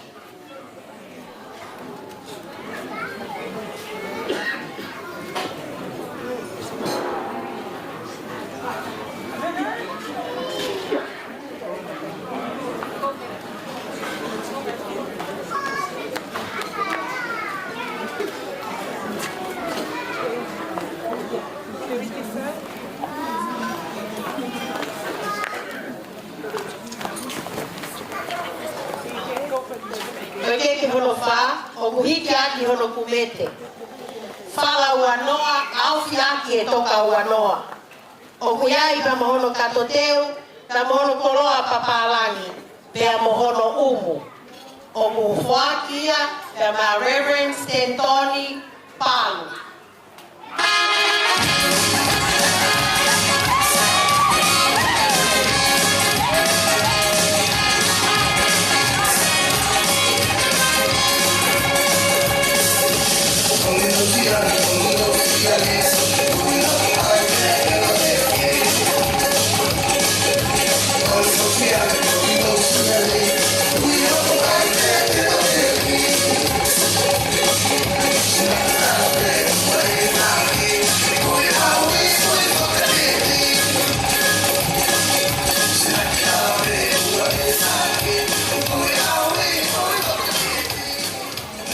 Keke hono nima, o kuhiki aki a hono kumete, pea moe whala tahanima. Aufi aki e fuatanga toka hongo furu. O gai hono koloa whakapapalangi, pea mohono umu. Koe keke ia una loto vai lea.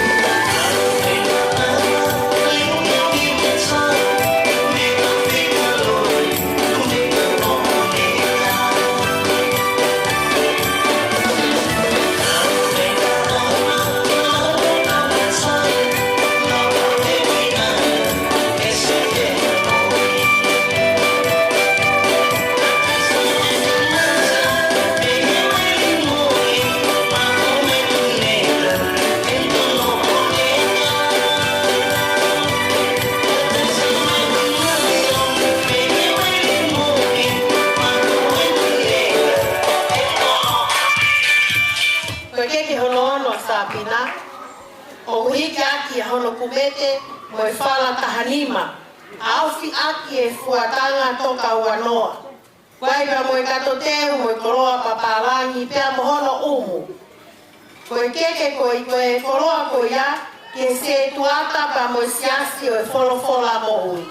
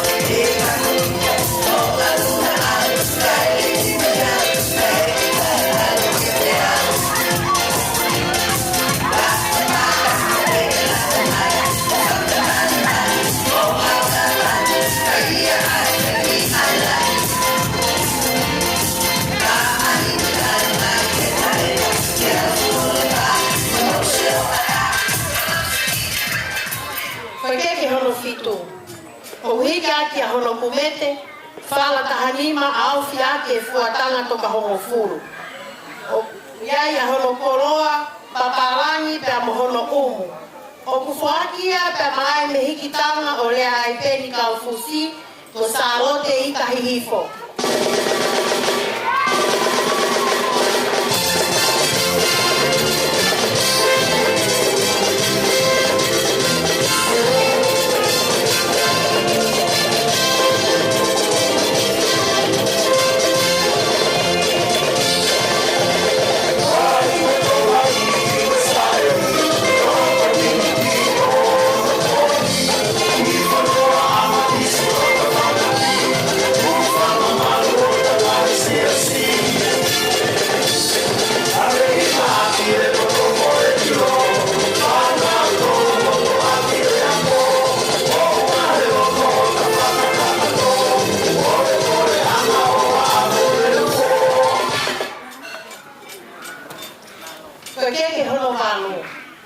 O hika ki hono kumete ka moe whala tahanima. Au fiake e fuatanga toka hongo fulu. O waia hono koloa papalangi mohono umu. Koe keke ia pa moe koloa ia ai me hiki tanga o iunisi ka ufusi o iunisi tongotongo.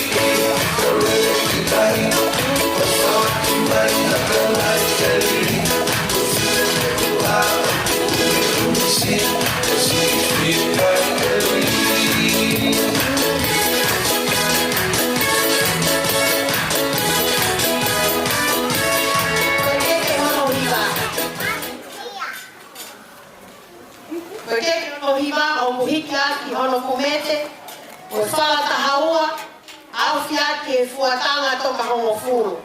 O vai hono koloa papalangi pe a mohono umu.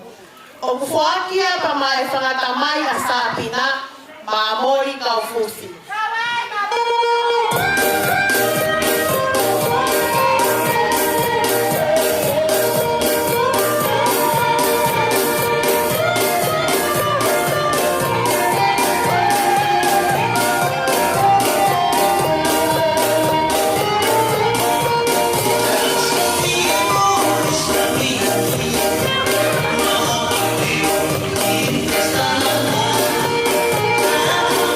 Give me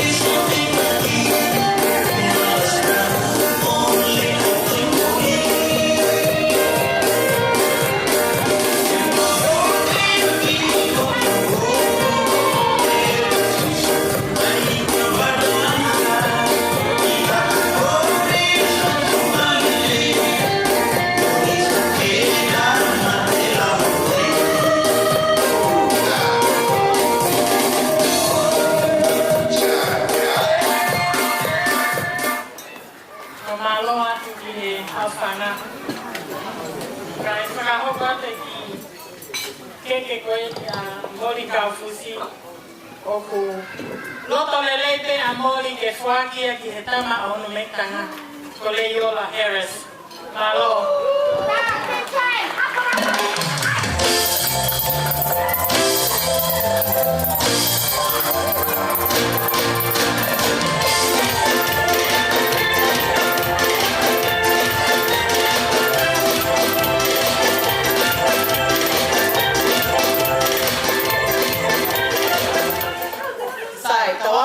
Ke whaosi a Sabina.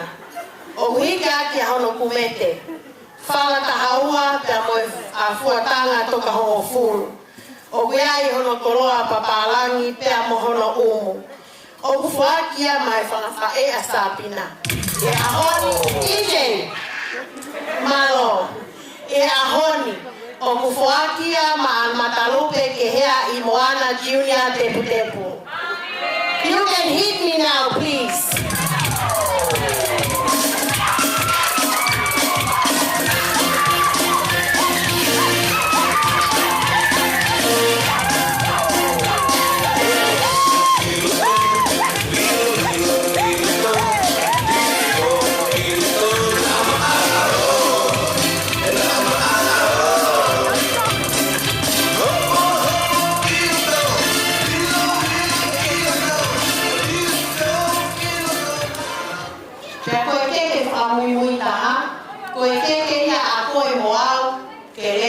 Sukaki holonga. Tapi mua ke o tangutu ki lalo o go atu ai kore whakamore ka pau na iai hatono no e tō whatongia he ahoni.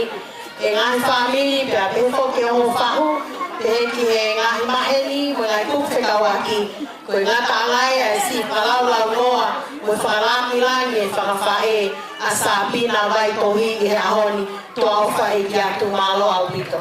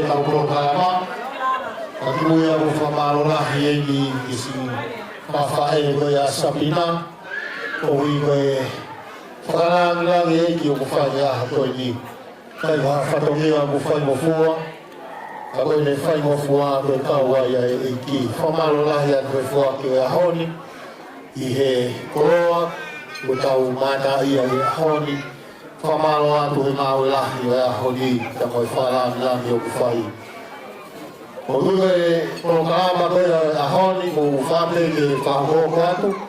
Ka hili pe mu whaua a mo kore heli. Ke ale moa e ka hine koe a ho ki e te pire moa. Ke si maua mea kokoni. Ke mo kouilo ko si e te i heli ane uhu au mai ke hoa tāni o kai uilo pe nai mau e ka hine pe te ha mea kokoni. O kore pe ke kau whae huki mo whamore more pe. O ilo pe mo whaamo ke mo tanut wharahabeda mo e tahine a ho. Ka mo kore ke whai tūtū niau he ko mo kuau na mo kore ke hau o pare lau ate a ho ni. O whawhi e tahine a ho ke ka tanto mea anga. O inas whataha mo kau taula e ki ka pe ke whaho e a ho ni. I mao e mea toko ni ki che o moha whasi ke awe ke tahine o e a ho i ono mea anga palo.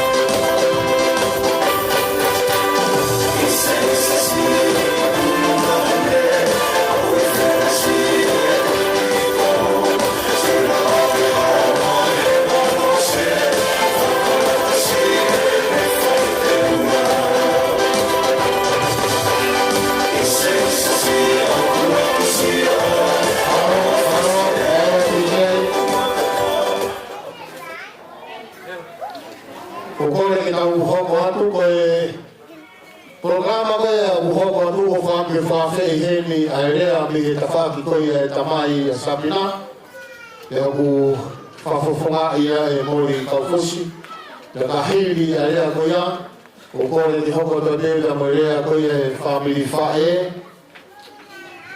e ku whakato ia e taniela o mai to, te kahiri a te tau toki hoko atu. I he taimi ta tau me, u whai kore mai rea me e tawhaki o e peito, whamore more me hawhanga, o tui o gai e whangili liu horope, ki tau mui pita mo furu, kono se lima i tau mea tokoni koi au e aho ni, ka kukore whamore more, sai pego kau tau ngādo ka kai loto lahi, tau tau te whito ga, ke mea tokoni u nau kei loto lahi te ke tatari. Koe a kukore heni i he programa hoko, whawhi i rea koe me ta whake tamai, i a mori kaufusi, kene karaki o lama mai o whakato a koi ma. Li che ke whatoha i pe ki tō mui ha taha ku hao ka programa o ana te tuange ha whanga ke whakalongo kai o ki haki whasi. Koe mo kore he ni ka mori ka fusi ka taki o lama mai o whakato a rea ka whaki o e tamai.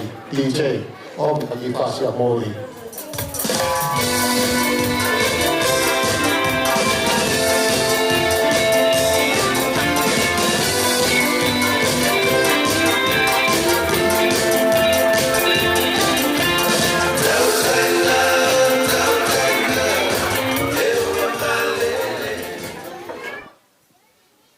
Tapke e fia to mafi.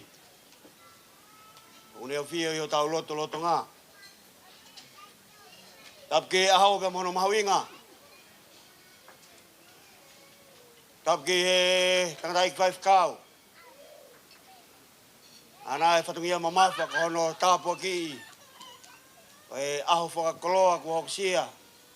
E sapina kaufusi. Tapke e kwaif kau. Pure o e wahenga Victoria, saswe siliana tau tae na tonga. Ia ki halotu. Tapu atu wakalahi. E kia taulo ki hakau. Whare amata pure. Tako kore ke u. Pau whaki hea e talaka kato e whanua me lot. E omi ai whainga maari e koe ni ke u whakahamahama atu e whatongia. O whakakoloa ki he motuani. E mori kau fusi ka ma e whamiri tamai. O sapina kau fusi. Whatapu make he ke tahine o e aho. Sapina vai tohi. Kaufusi. O nge pe ko e kamataanga o e maunga kresi o e aho koe ni. E tau whawhetai ki heo tua mafi mafi. I ne kau he tuu. I ne tu he kau. Kai taki maari e ai hala whanonga. Kai whai aki hono mape. E mohono palani o e aho koe ni.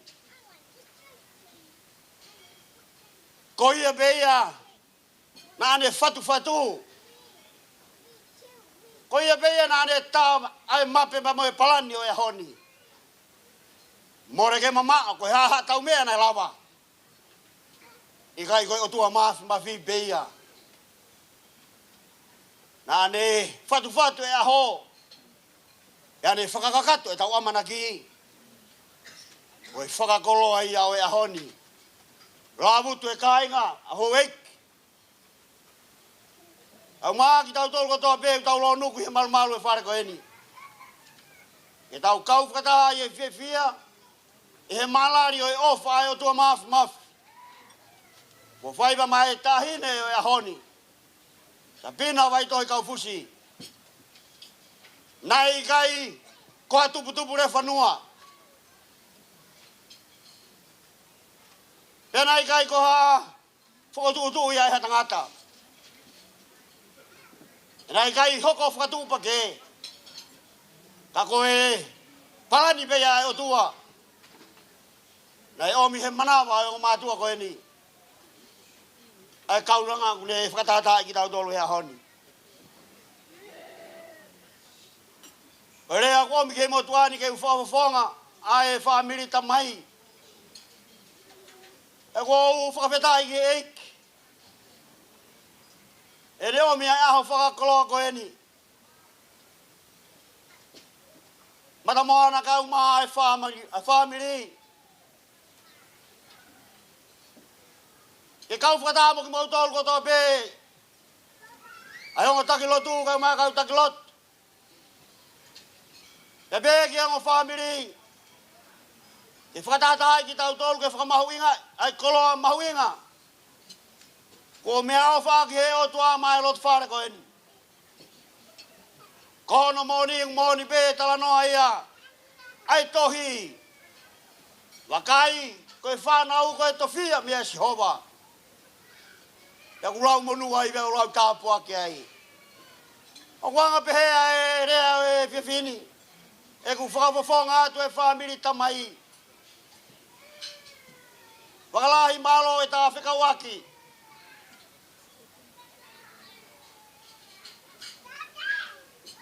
Ke tari ai matai koloa ko eni. E hange koe lotu kua whai he tangatai ki whai whikau. Ki ianga e o whiwhine ko eni. Tala noa pe hono ki ulunga ngā.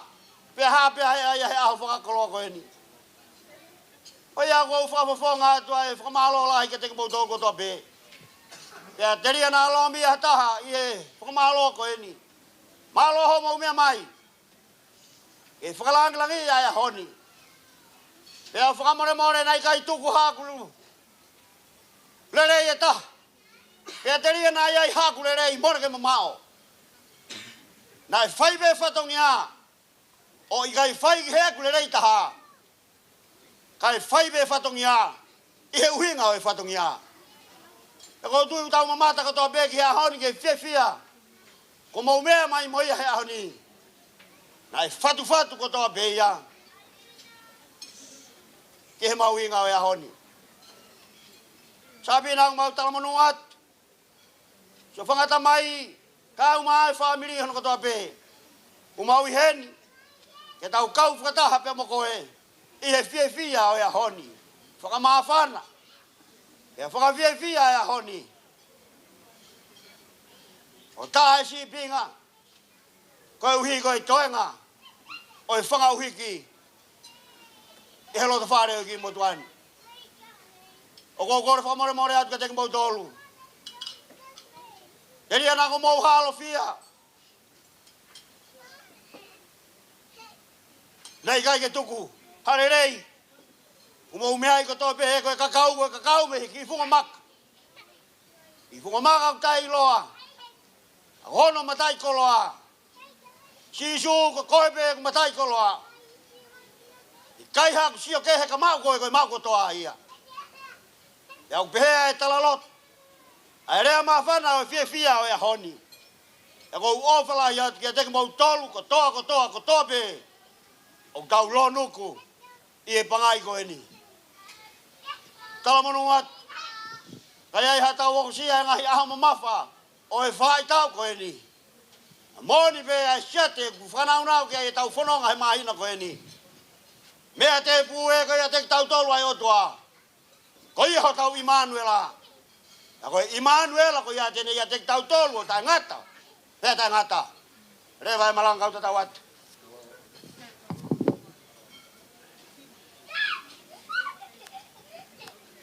Ta foka paspasi o iko lea ko tau whanonga.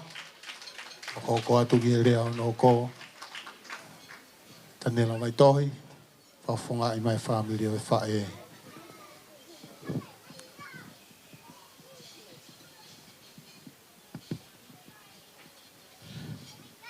Ka puki he mate rau. Ka koe uru te fua. Koe ala maite o e koeni. Pea moe kaha. Whadapatu ke whanau me whakamua puna ho weiki. Whadapatu turiki hakau. Kau atoa. Wakalahi.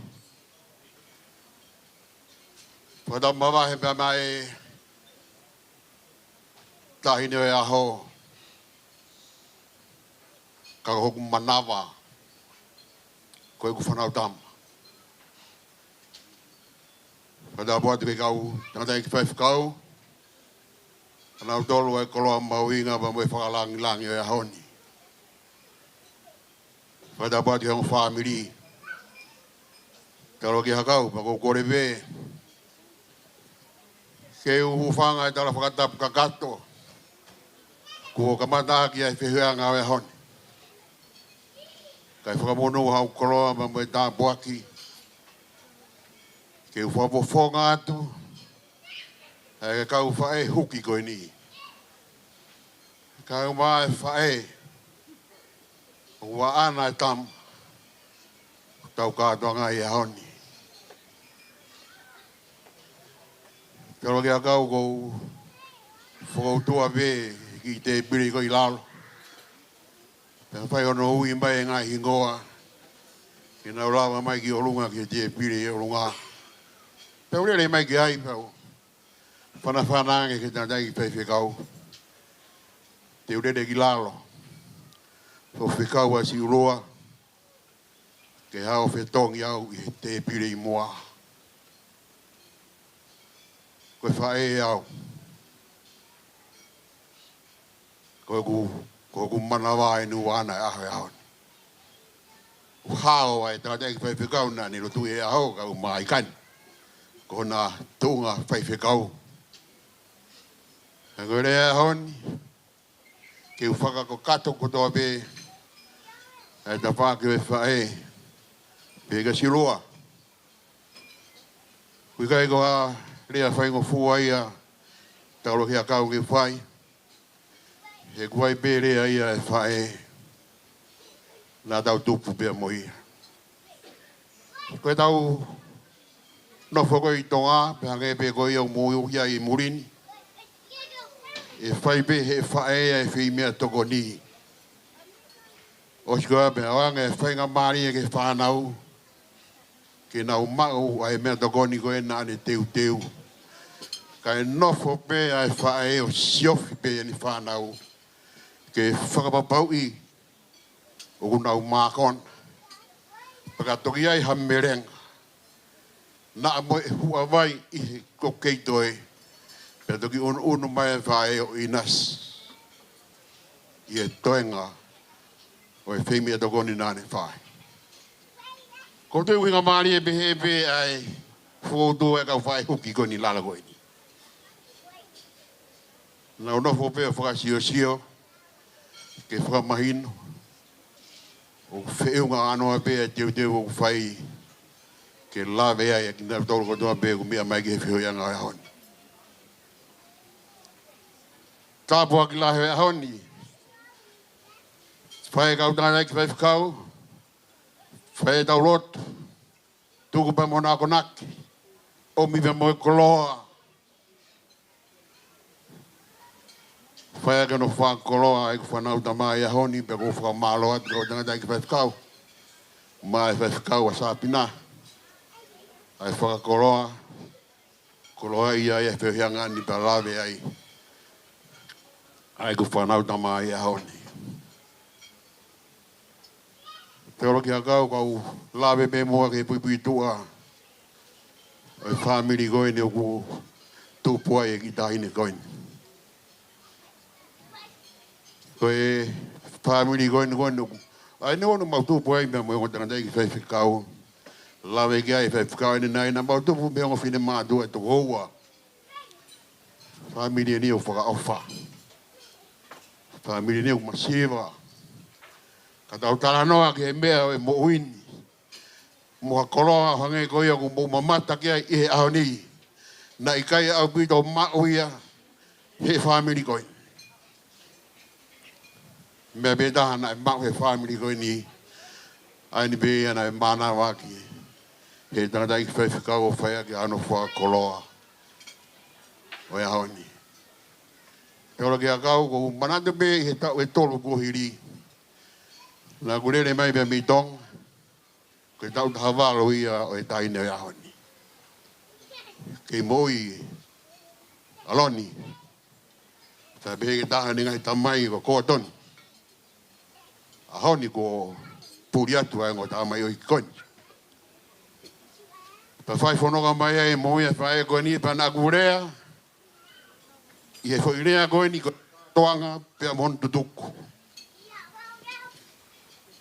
Pako hinga e kurea ke rei ko hi he ku toho hano whakamamawha o na ia ke he whatongia koe o e whae o hange koe o mou mamata ke ai na e tok osi koe ni. Koe kā toanga koto a pe kua pau pe ia ke tutuku. Pe koe tutuku koe au tutuku pe mohono talanoa. Ka ko whaampe ke o whongi ai whihi anga koe ni.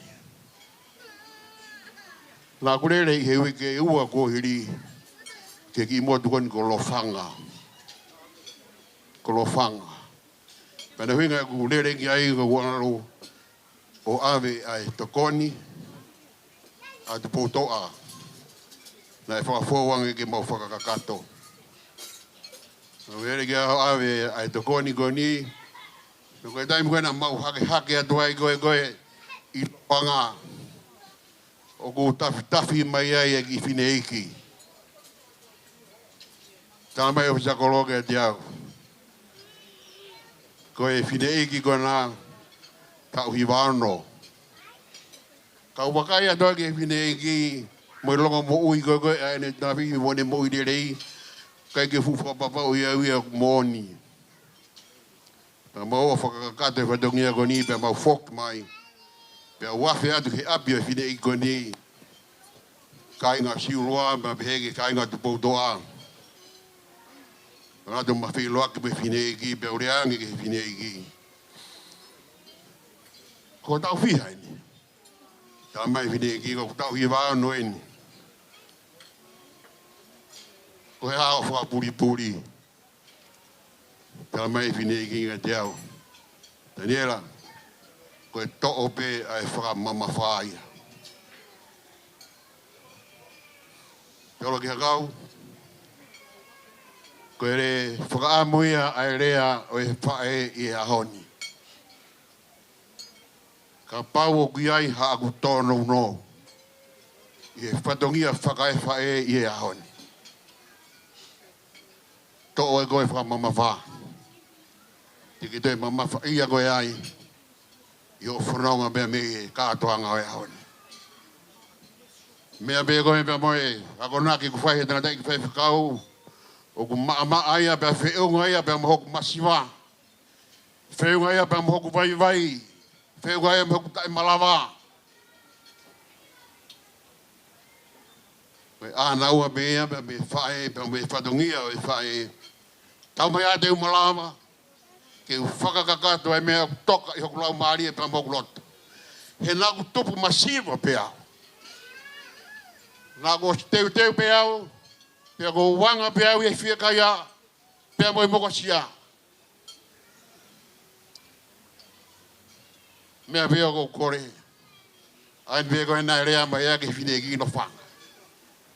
Tuku e koe ngai whakamafa koe a ko a to no.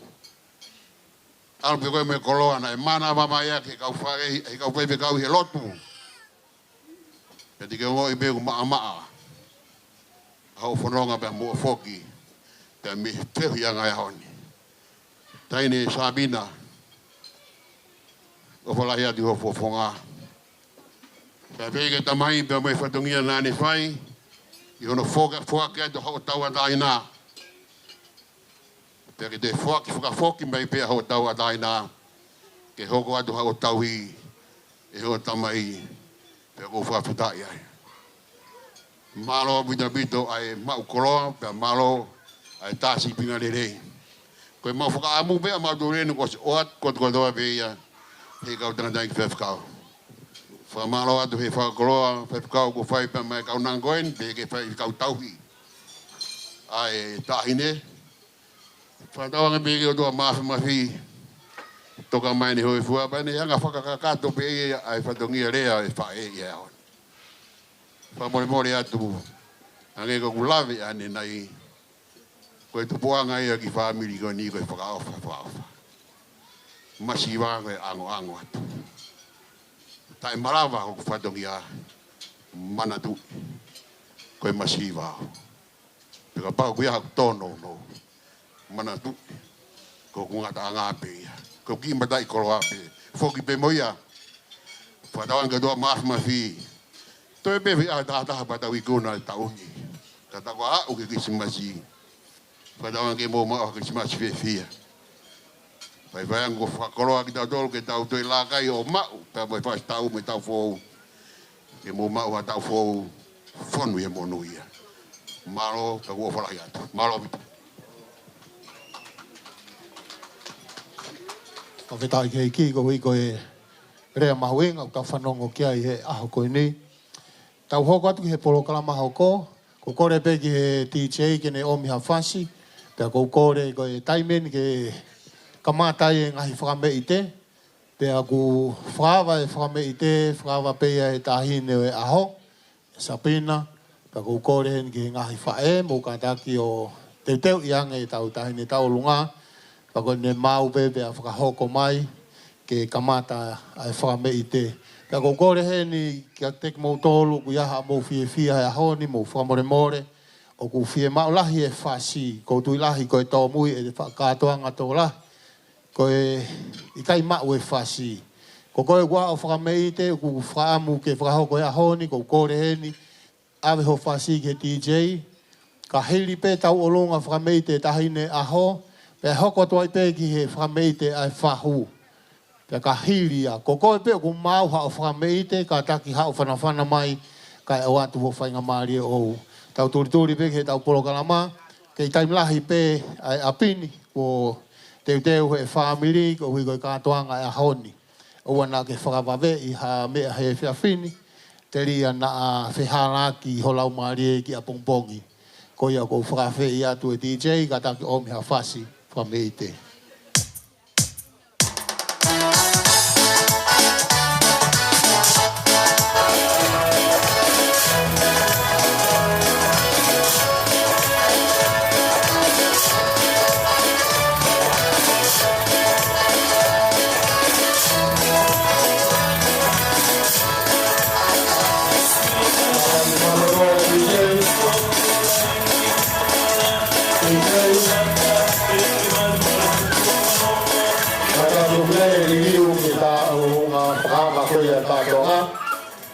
Whakahoko mai koe taurunga uruaki e whakato ia e tahine whahoko ia o aole. Tahine ko o whakaupusi. Te nahiri e te toki whamei te tahine katoanga. Whakatunga e tau heni e aho i. Maro ni te.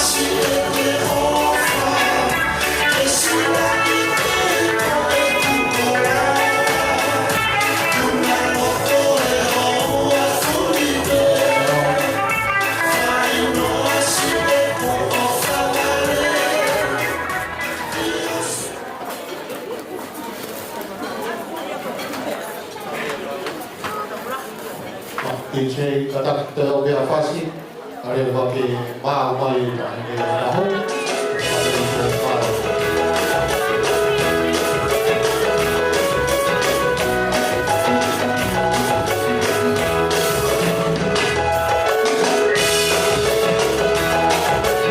Thank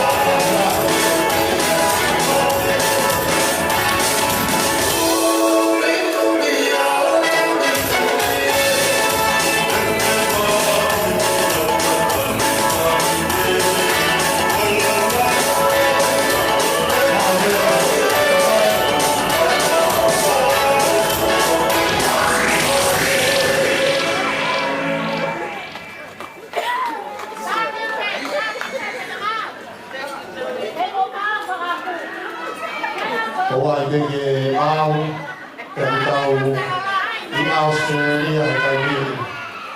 Ko kore atu ke alo mai ki ko i wawawea ni. DJ leo pia ki fast pa mo mo.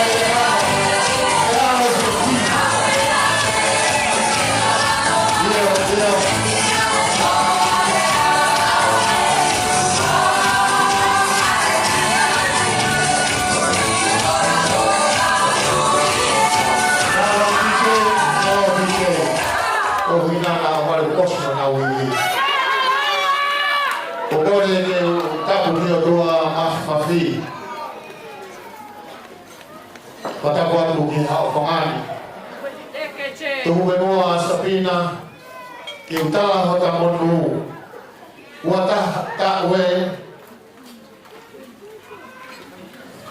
Fangea wono fulma wa mahina tahafe mahima wa wike fitu afe ona mea fitu wa fulma kaha tawe ahwe tuwe fagolo me tolan hongo uki te unege le kai foto waki a whakatau rama a ene tauhi a ene ofa whakaitaniti i kai rama ki marau a we kahine Sabina e te whiu a whei hono lamu ai ofa a sisu maau mataki waha ne mo whakasiare to lau e ki Sio mo mare ia tama.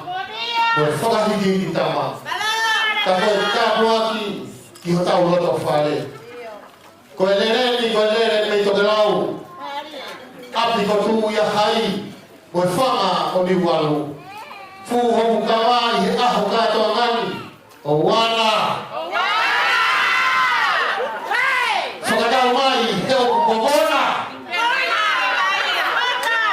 E utalia kahine Sabina o whakalau no ana. Isa, deke hongu loto. E te tuo lere. E whaku amei koe maka piri taha. Seke, hautu e tau langa ka te ukuma. Lau pe au, ka kuhoto whaiwa. E mo mapu i toa o whakarala me. Kai kala ho aho kātoa ngā. Mene te atu no o sioto waka. Mōne lau Sabina. Mōne lau ai puna ke. Tahi me he, vai me he, ka toi whe. Sabina ko hota kala whafonua e. He wanga o ene kumete. Aia mohono kawa. O tiro e wata. O tue kukemea ane Sabina. Koe kumete. O kurepa. O kuyai hono uhinga. Tari hafono. Hiria ie vai ya kanima. Kage do famata lu tau sio gato kejai. Foto boga de mola masio boga tanto sio vai e Elijah Paula. Famolua ke toka wanoa. Fafola mai a me fama fukawa.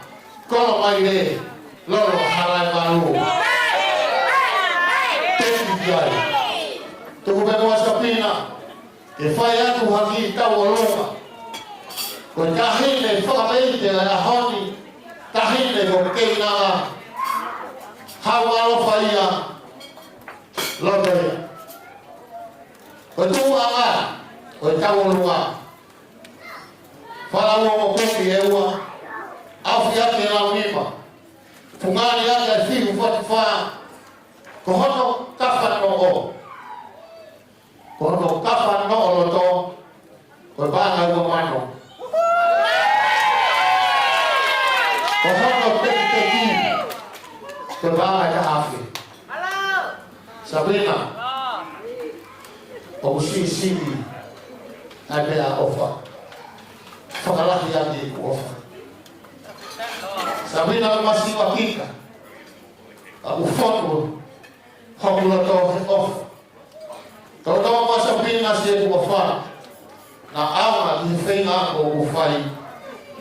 Okore edika Sabrina. Famore more. Bea mai o toko ane teteti. Tahine tauruma. Fai na fala meite. Ko ki fasi ko ni fala meite ai.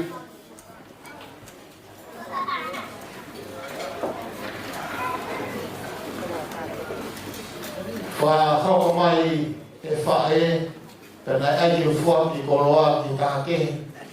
Ma lo ia ko sia ka di fuochi mai aka. Ko ko Sabrina ko coloa ko to ko ia ko tu e ha fa ma. Isi ada kalau aku ini nak awal dari mana file, Sabrina ada tu lawatu, ojo wangi, ada tadi, tahu rumah aku, file tahu kalau lalu, tahu pas Sabrina ada tu lawatu, pasti tahu rumah tu ya orang mana, tak buat kau tu ya lewu, ofana orang kiri ada macam ni. Kita ada yang fak wajib di fak kita apa ini yang fak ini oleh apa ini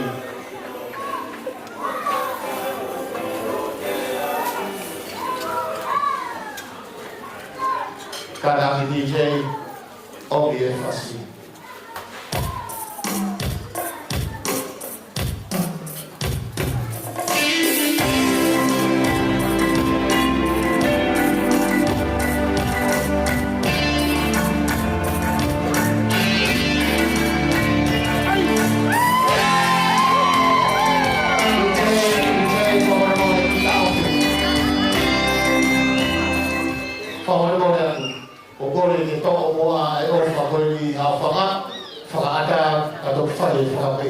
Korea tu dia family Korea misi bukan boleh. Kadang kalau kita faham, kita boleh kita emosi kita yang bau fee ai.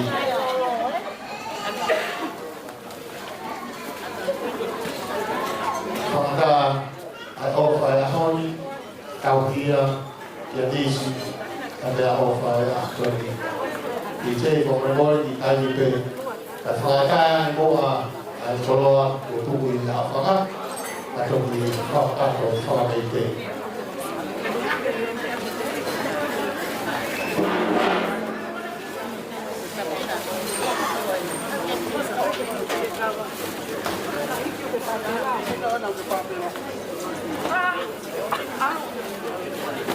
Jadi orang buat divasi, kalau tahu hendak ada, atau tahu kita ada. Osi ko no ave ko oia.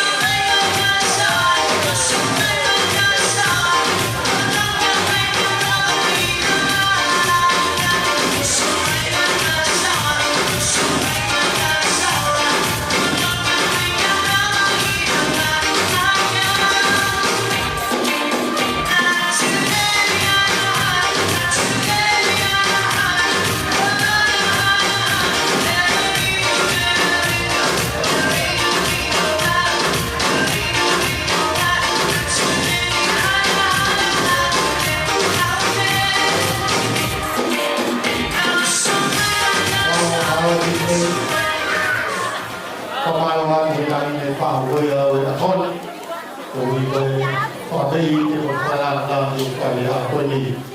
Kani nau toi wharoa, o kore pene a kāpeta whasi. Kai lama koe ahi e o e ahau. Whare whanakiri a ngā whae. I te opena ka whasi. O kore te mātanga. I mo tōru mō te maa e mō horo. Tuku tawa runga. I te kā whasi.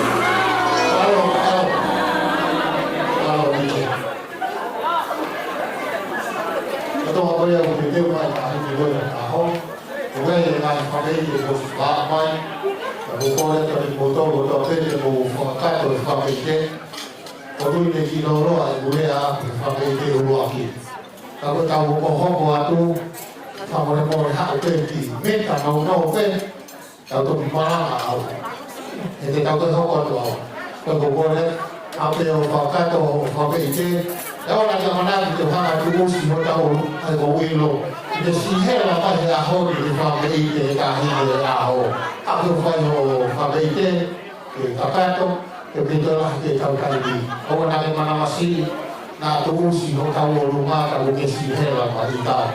Ko e o kore, ka mei te toi ai ka hi te o ia ho o ia ku tau te uia i te kahiria o hoko mai te tau hele lewe e ake mo mao e whiwhia mangena te ake kanai whaitukau ko tau i he ni ko tau whananga ngangi o tua ke tau whiwhia ia i ka anoa ia ko solo ko kaula ko ia i te kei ko tau mea whasi mo ilo ke te o tahi me a hau ko karama mai o hoko ku leo tau kome i te maro Wai ki ka mule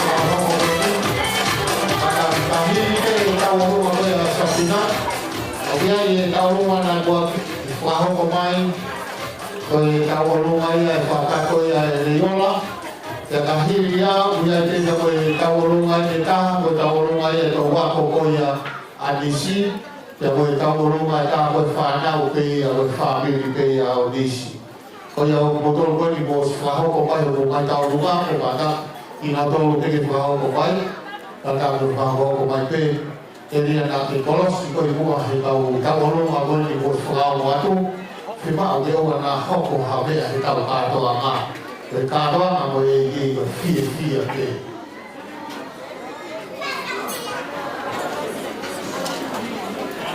Oi, eu tava no lugar da rádio, vou arrumar, tava no lugar da loja do Goiás, de CDJ, e no lugar da Dona, mas de vacina, marrom.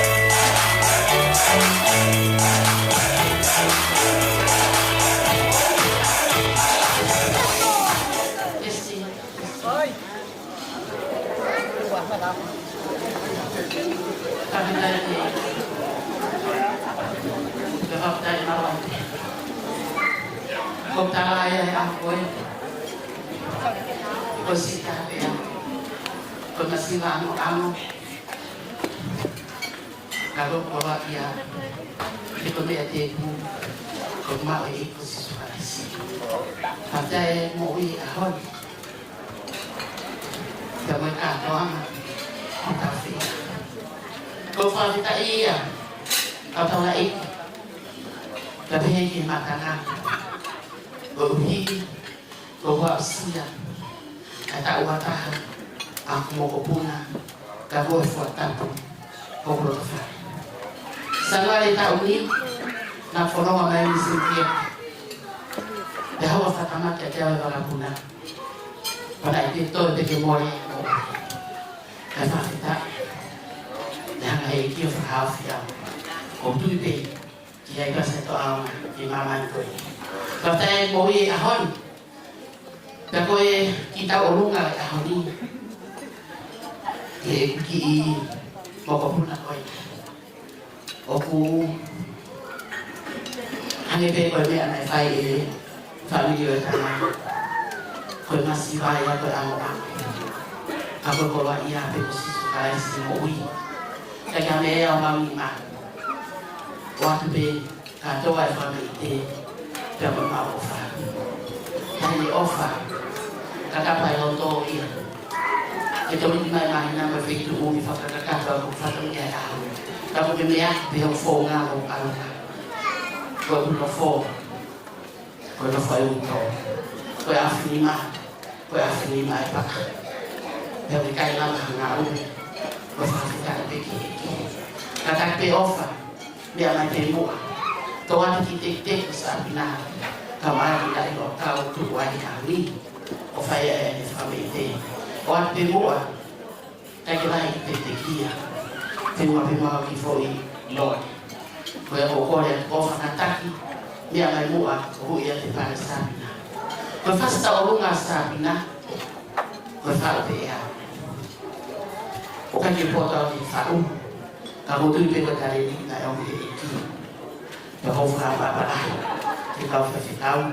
Kamu mala yo sai ba dia. Ka tu pe mo ki ha fa ke si fau. O hi pe ko pa ta ya ko ni. Kopi bermakna.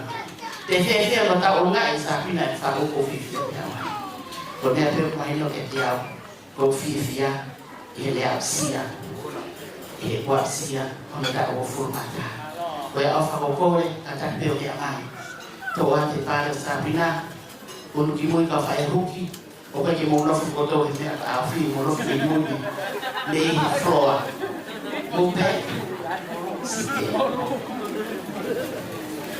Maafan lah elai guna kawan ngalai ya belum selesai. Datang naik, offer, kawan kita urusan, kawan kaya tinggi, kau mahal kau ini. Tapi kita ni kita mata saya, biar paksa biar kami. Kalau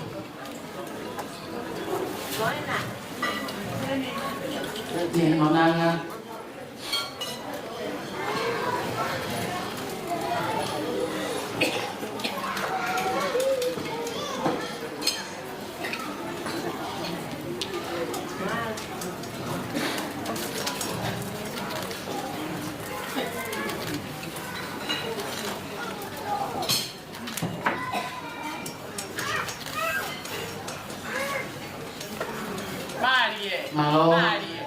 Malo manin na nabuo sa karandan berkaitan malo sa tuhan sabi ay kanya na doon sa Sabina malo apa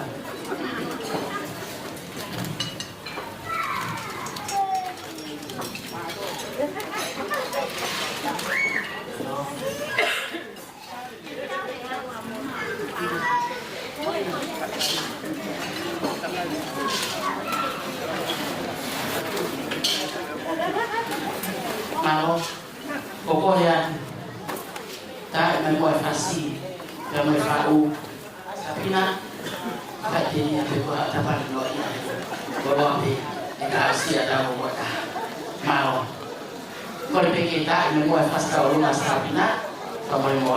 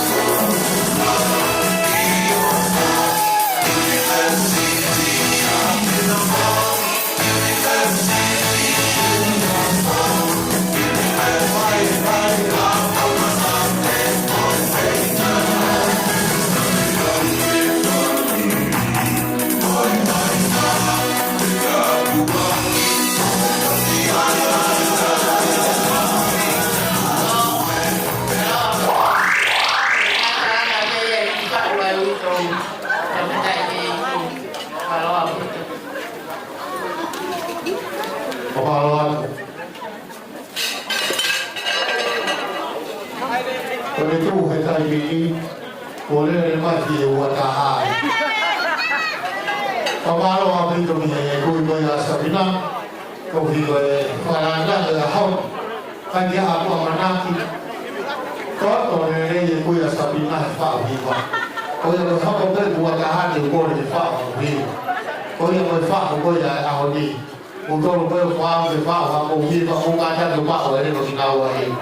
E ta hoka ki tau ma hoko, ta ko kore he ni no tā me whakata tau runga koe a ni nata pai. O whare a tau runga a mao.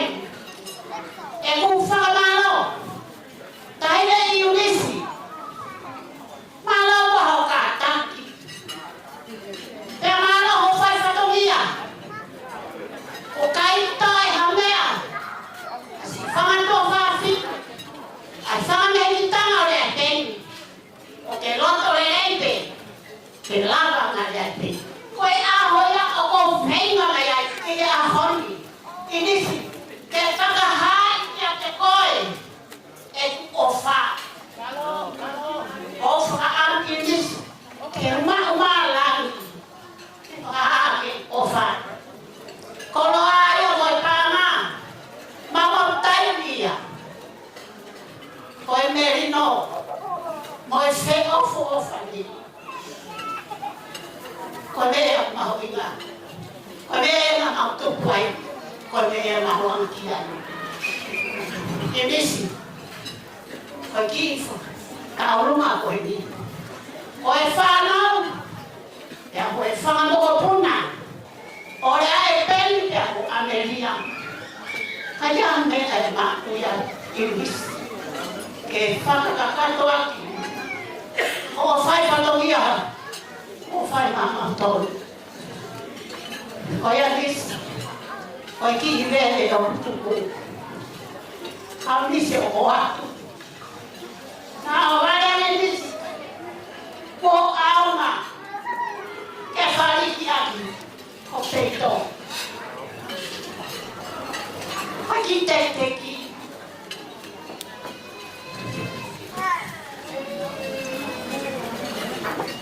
Kahit e vai a. O hao e ngalo kako no tāna o fi ai. O hingoa ni ahonu. Pake kata whamore mori mau. Papehe o aluhe. Pake kata whamore mori. E aha. Koe ki koe ni kumahu mau. O atu na lava e au ki fo i lore. E koe taini Christmas e ni. O kore a. Me a mai tahini. E au kumau maa whana. Nisi e kai te mau tuku e mau maa whana. Te amo e mau vera. O e mau ki mea e ai kuoa ku whena o lunga e whanau. E ai kei ai te ia.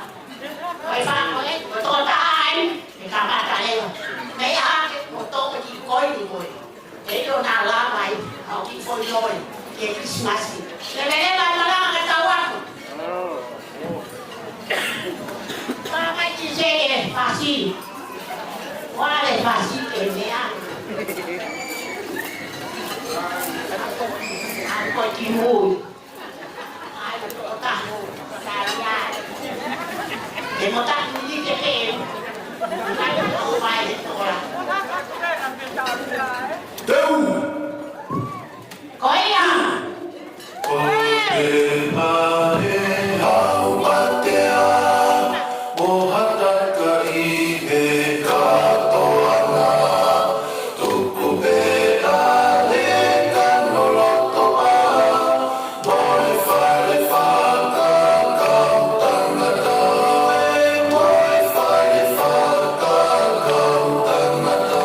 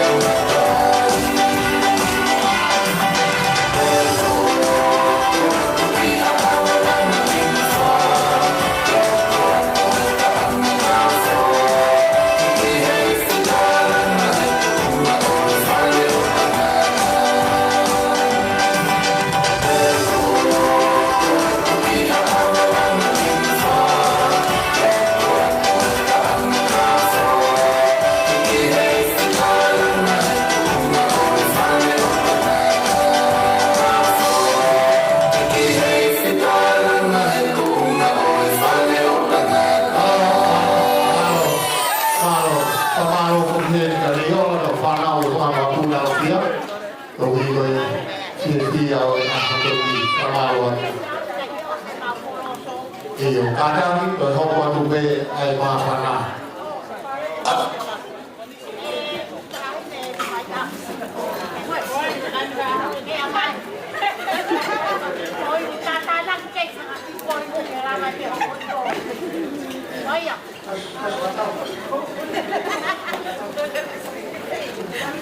Dia lah hai.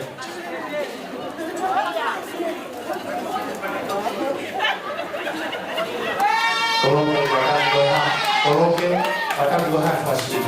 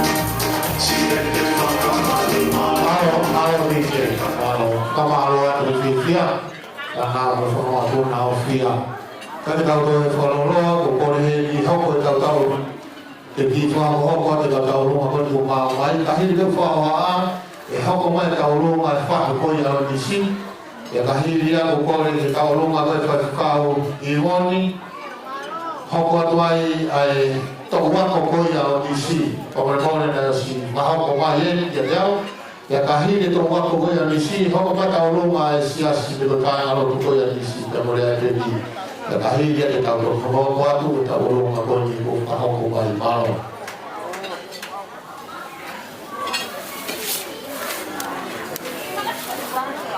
Aku kawan,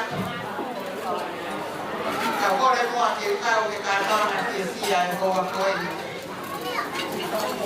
Jadi kau buat sesuatu yang kau buat tu seperti kaya kau mas. Kita tahu. Kau tolak kita orang mau ui, datang tu yang siang hari aku fakar kolo aku.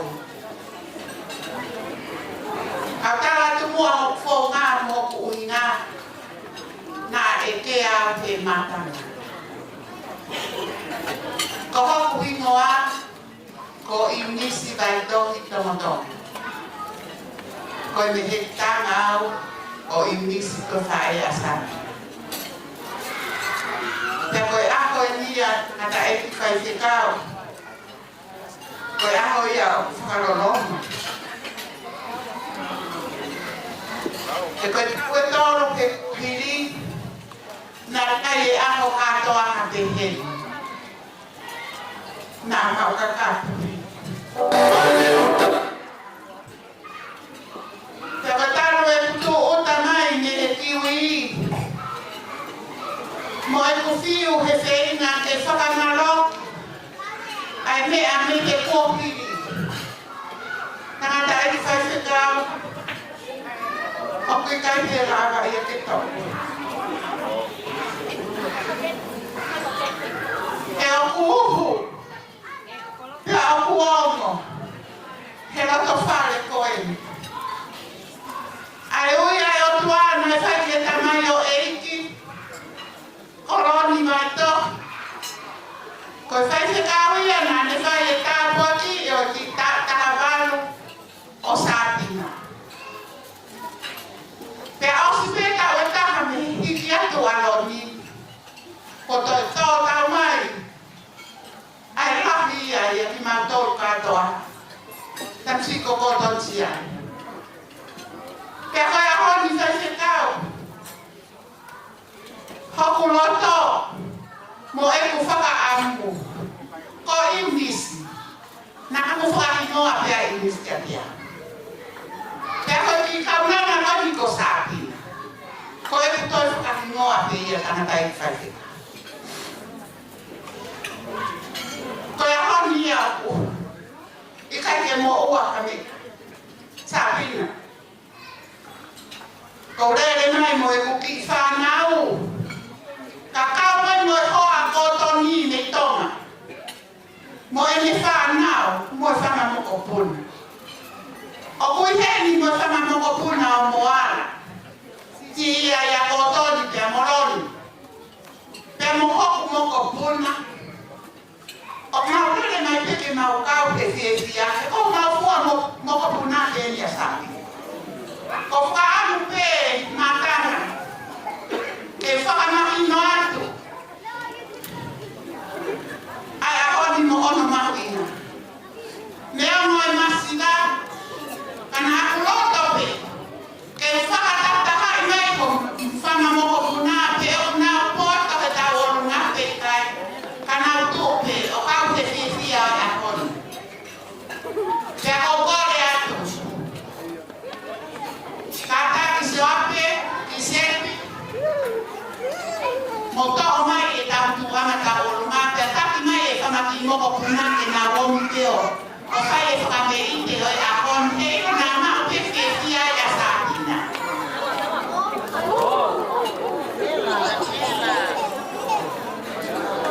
Koe ki tuanga tau olunga tahine nisi. Ke ilo pe hoki ne tanga e koe masiva amu amu. I kai pame ai ai mau te whakakakato atu. Ai ako mahukinga koe. Koe ki tuana koe ni koe wharawono kumu. Awhi ai te ai fuatana tukawano. Pea koe ki sama moko punai. O kutaki mai te na mawhai. E na omi pe o whakamerite atu sātina na mau pe o whiwhia sango whamaki. E hina mo whamaki tuonga ane. Na omi pe na ukau te whiwhia e aho. Sio hake peko sātina ke ka soa peleka koe kuos kamata ni. Tau olunga ane. Pea pe e hoki ki ke whanau a kikiani. O mau I eni kotoa. Koe ki te ki sātina maurere mai moia. Koe ki tola e whaafi. Na alawa ai hao ki peni, mo hao ki pepa, e whei ngā kofa. A ofa la ia kia koe sāpina. O kia e ofa ni a rina mi tonga, te rea koe whatongia. Ka tuku mai pio noroto, ke iro pe a rina. Tuku mai pio noroto kia te koni a koni. O ofa la ia. Koe ki lai takapau koe ni mua, ni seta. Atu pio kai ati hao whatongia. Kai mo ua hami ai.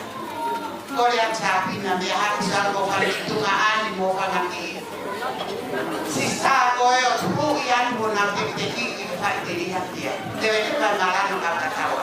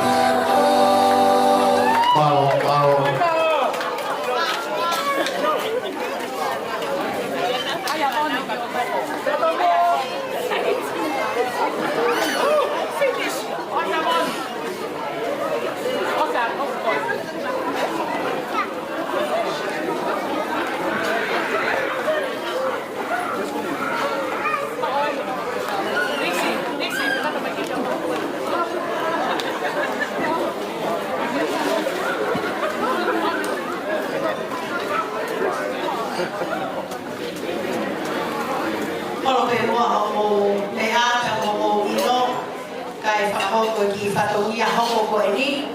Koe si tau o runga e family fae a Eunice Kaufusi.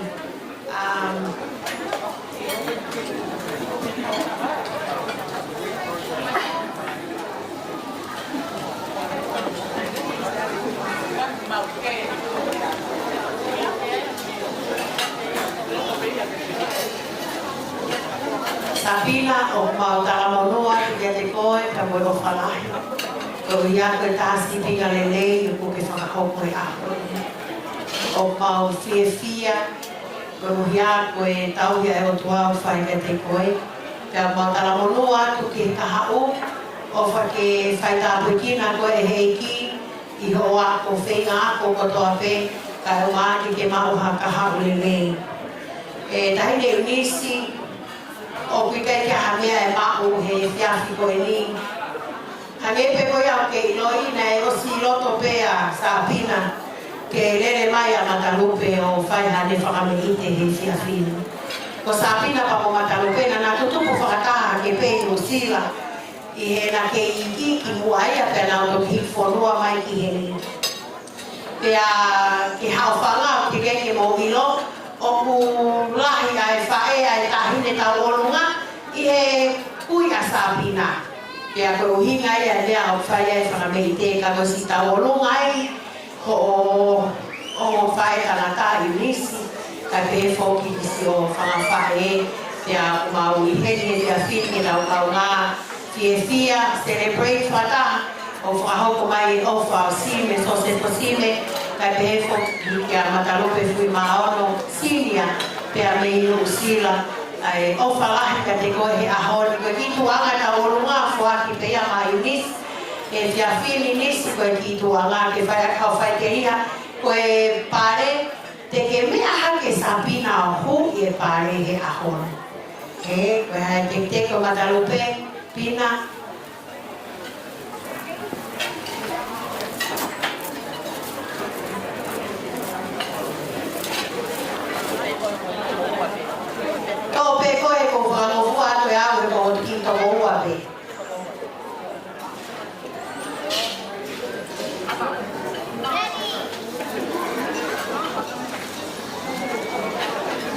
DJ, ko mau e tau ko hiva. Okay, ko talatu peke ke hit me, ka ke hit me, eh? DJ, attack me.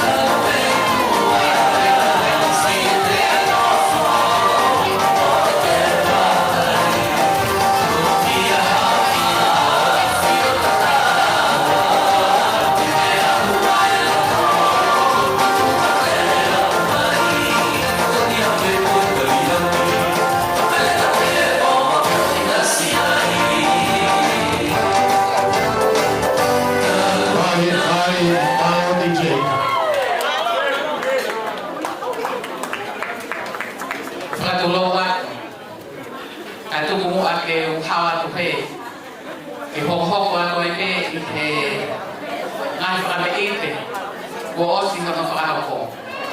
Ane ngai lea na waki te au, koe aho e kia ka whonga. Tō mua ke u whawhilo ati atua, mohaku mua. Ko hoku ingoa, ko se lala sime, hoku ingoa. Ko ki i whine mui ko eni, ko hono ua taha. O ko o tau te hina kui, pia mo ene tae.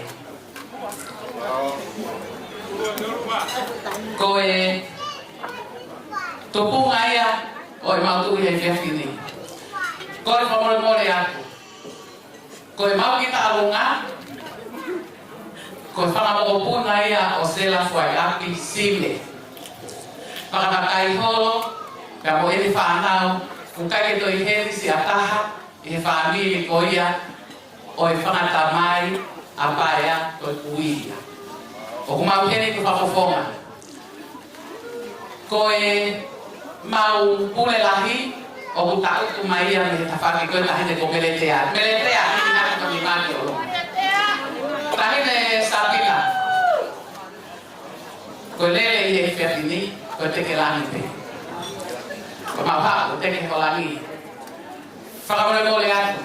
Ko e mau ngaki ko ki matanga. Ko alu pe ko ko mau fa ki taya moni ko ki taya moni ko na osi aku ini la ko ya ko ka tene ko taya moni to ya ki taya moni ko mau taya moni pe mau to mahalo e ko via ki hakatai ka to mau fa ki taya moni aku ya ta e ki mali mai ke ya mo fa ki taya moni ko mau tene ko mali mai ya mo fa ki taya moni pe le mo on na tala ko na to ku ti fu na to ko ki kakai ko na mali na mau to mo au ko ta ha pe ya moni pe tua ofa ko ki te te ta lunga pa na wate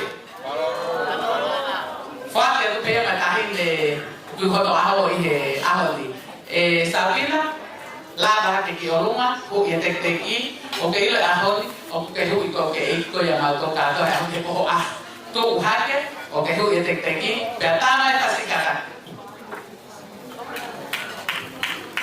Alo, dice ki tai pe vai to ko ya ofa. Hi ya na o ki fa. To o ta mai mate ya. Ko be sa mai para ni.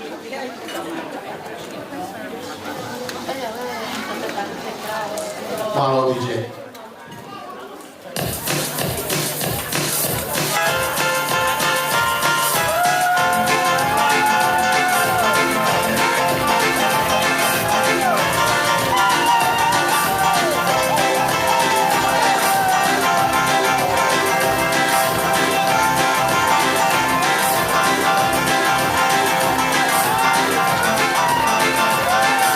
Isa si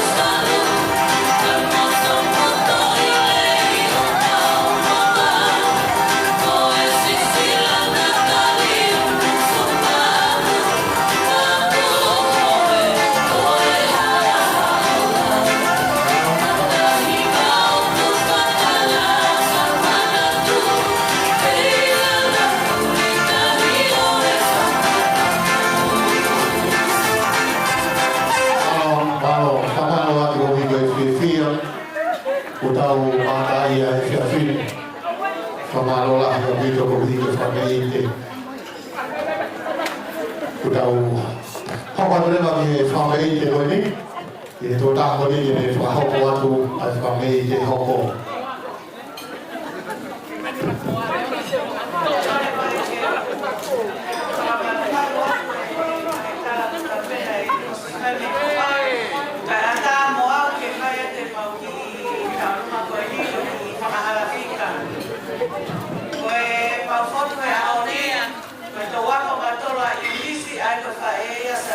Sabina, we love you so much.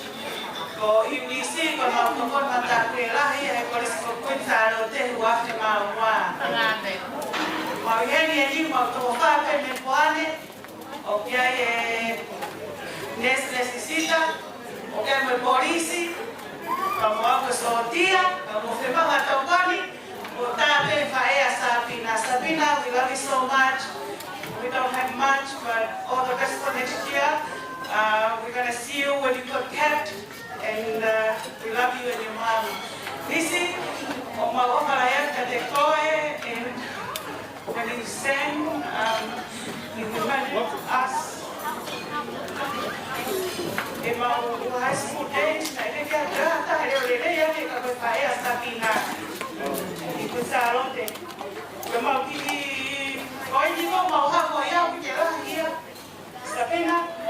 we're going to give it to your nana because that's our mom. Koya ya kona kaponi kahemba kafono kaisalo kila here. Mawa mala ka Sabina, we're going to see you next year. Okay? And you know you are a community helping. You got a policewoman, a nurse, and a military officer. And kata DJ otai na bem pe apu kete keta ya holi ta ya pe fasia na mahino yo opa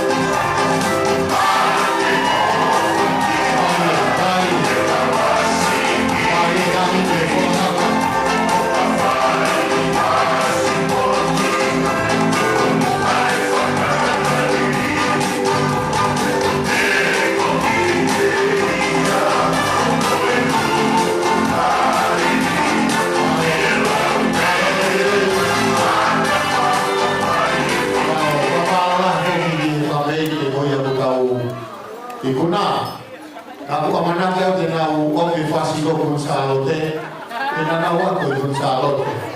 Okay. Pamalo ato pamilya ko hindi. Ukon kita mo ko ato kini tao rumah ko.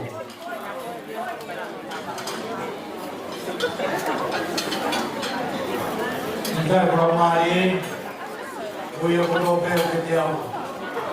Kita ikut buat pambau ni.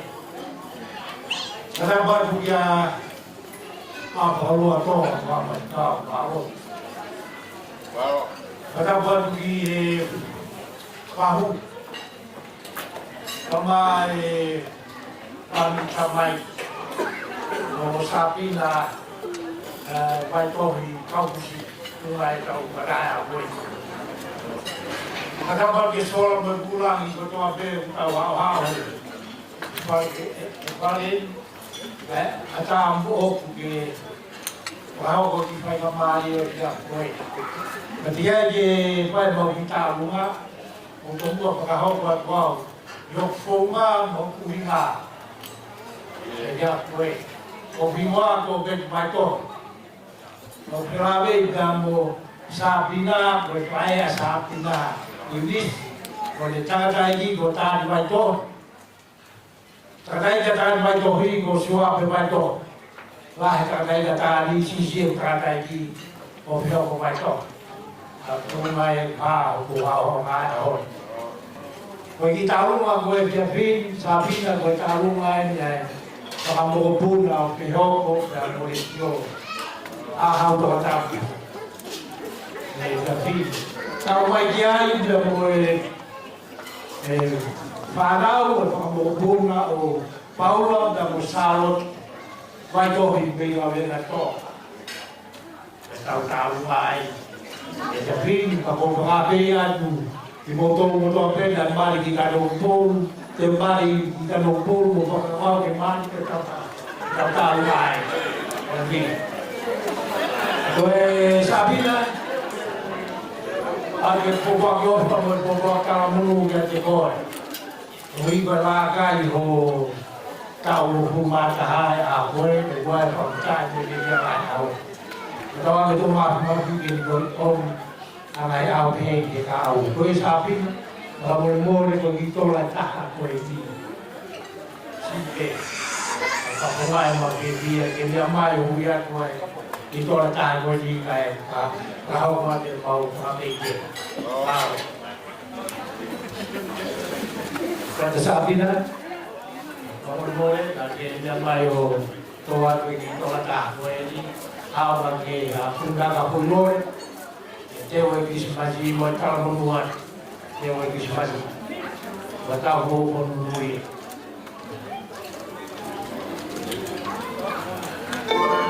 Que tú lo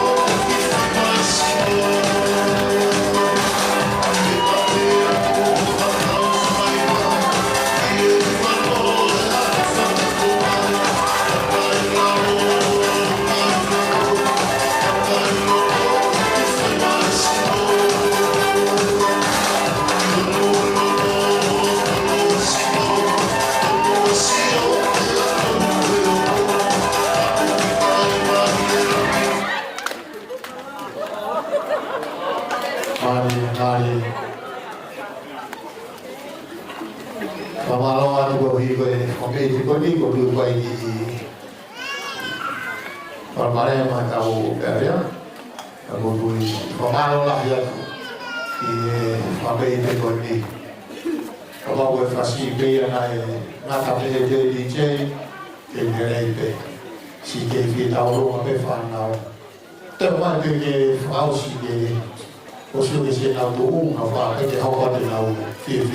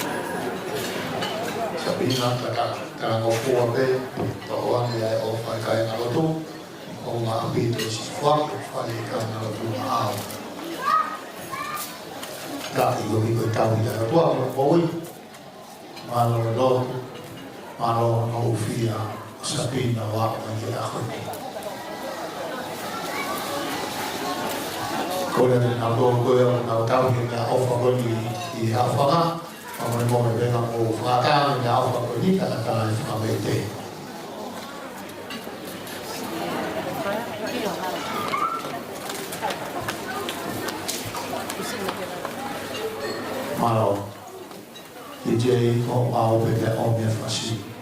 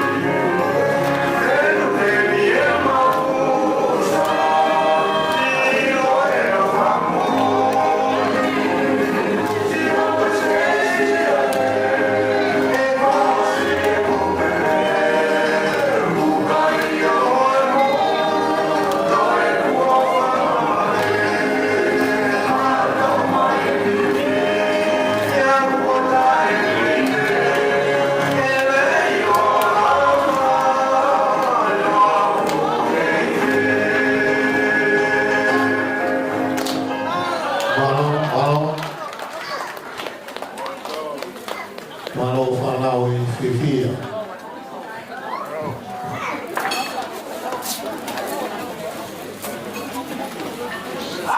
Malo e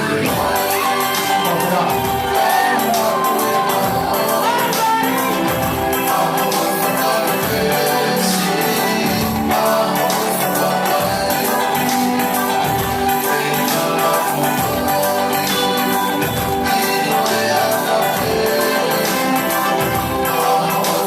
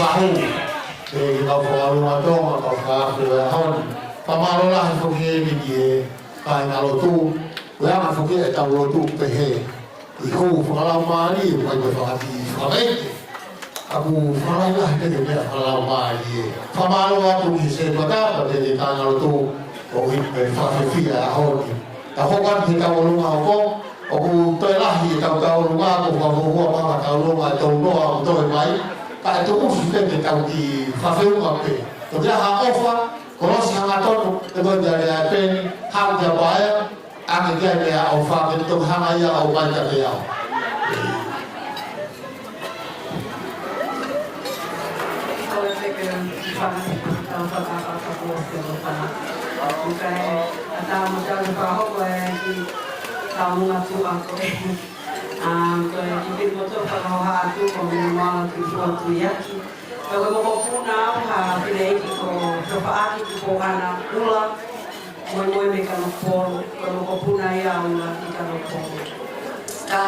Ko hele ahoni ko tala fua ko mauhoa ki te kuntu yaki ko fohaia hakana ko isileli lo yaki me falo hapai ko fai tangata ia apaia ulai pe alola ka siasi pe o kuanga pe hele mai no fo ko fai ko kala spa ia ti esa no ko fa pena kala tao fua ka ka ma ka paia ko pe paia ko pe mai pe paia run ko pe how fast paia pe paia jump ko pe how far paia ka koia ko helia he aholi ke whakakata atu e Māori Whatonia ko te ki e wiki ko ni ko te pe ia a paia pe he ko kuhi ana pe ia e tō taha ko ni ko paia ko ia paia kuhi e ko e te ki kai tuku pe ke whakamune i te salote kai kamune ko Sabina ka ke mahe morua no ko ia pe ko whalahi atu Sabina, we have great love for you. Nisi, you know, ko ki whatangata i Geelong, we come anytime you call. Ko ia pe malo ko wha.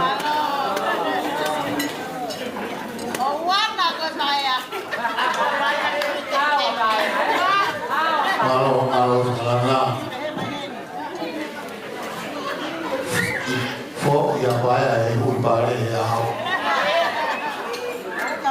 atu mai o fa vale fa nau DJ Omni Festival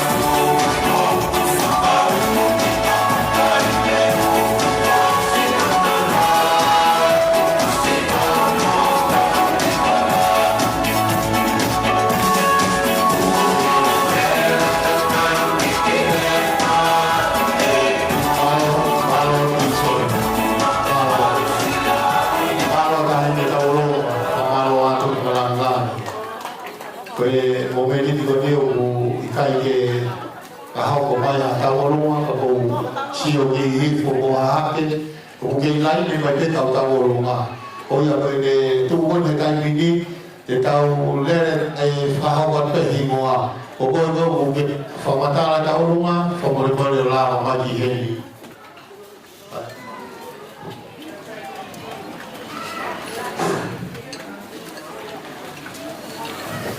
Tolo watu pe na mai hafara pe fa mole mole pe te fa asia na mimua na te ko ma winga we a hopa mo no fia ko fa feta ie ta wapsia ko ya honi pe mo fonga lele fata efi ye ko ki martolo atofna na sa ahoni awai kita ulunga ko ini kita ulunga ini ngati ona basa kako ni kama kare ye ko ini pamomi ko to ape pa ko sanga pikilau falau yang ko sanga mo pona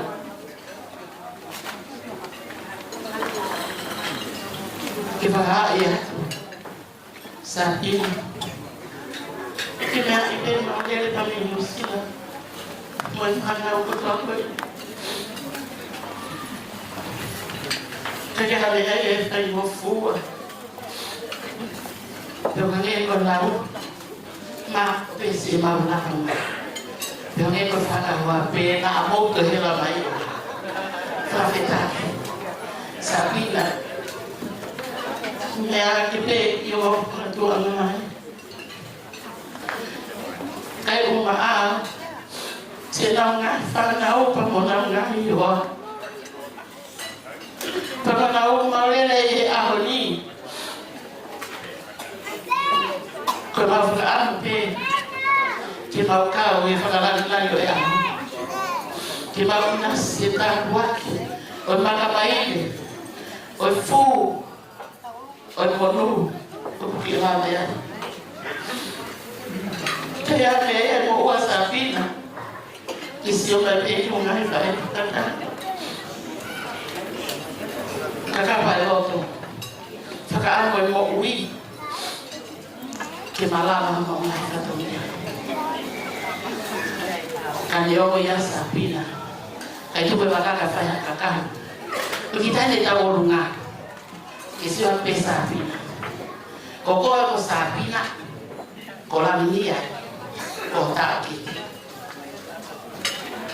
ai ahoni hawalaminia familia yake ko sapina i ahoni wamte faida fataha mau kau fataha ko sapina tani ya modes mo fana ko to na to wen ya mo fana mo ko mea ofana faida matahe ahon sapina ina tawolunga ko paana e wama sapina sio atuki paka ukai ke fe una to ko to na to presa mari ke na biro na to ai fa faida kana ko fana au paka ya tati tu ahe ke fana kato atofuna kada ya sapina me amai o kotoa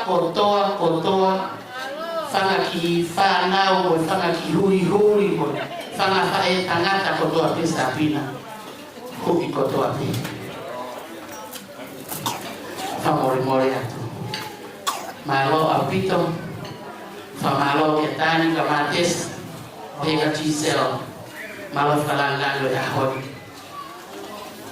langa dia do tamu puna ke ofa kota Korea tupe mo kata ko me amatan mo tesa mo tiri mo chisel ko me amatan kita fie ko ma kita ta ta mo ka fie ako ya usia ta mo puna ko ako ya mama ko hi ko mo puna ko ya usia mo wata ko ko to pesta pina ko to mo pai ka ho ko to fanau ka to mo fa mo puna sapina o kia mo sila whakakakato ake ua mano ko ia o e tokoni atu ia ki o ako ta fo we go university and we hope Sabina I can't wait for the day of this graduation in Camping Day. I'm looking forward and hope God will still provide for me and keep me alive for that day of John Sabina. Kaya me ma ko na me ma kuku o atu pe to konia ke fena ku ke fai for next year's important university. So we're grateful Sabina. Hopefully, yeah, ke fai na fai pa mati ki wa ko graduation. Because I can't wait for that. Thank you so much. Koe aholia pamono mafana pamono fia hui kotoa hui ko Antonio hui kotoa oia toponia ke atiko kata kisla algo tote moke oia kata kite ta imailua hai pitania kore kite pe koe kamori moria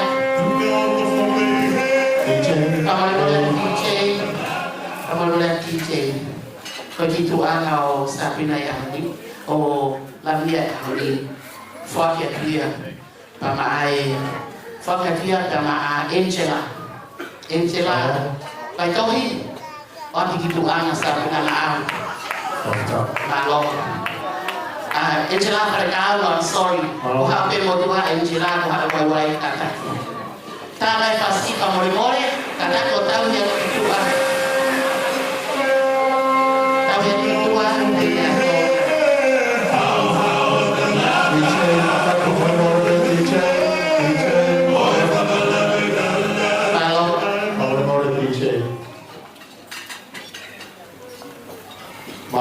Tamai kasih kata.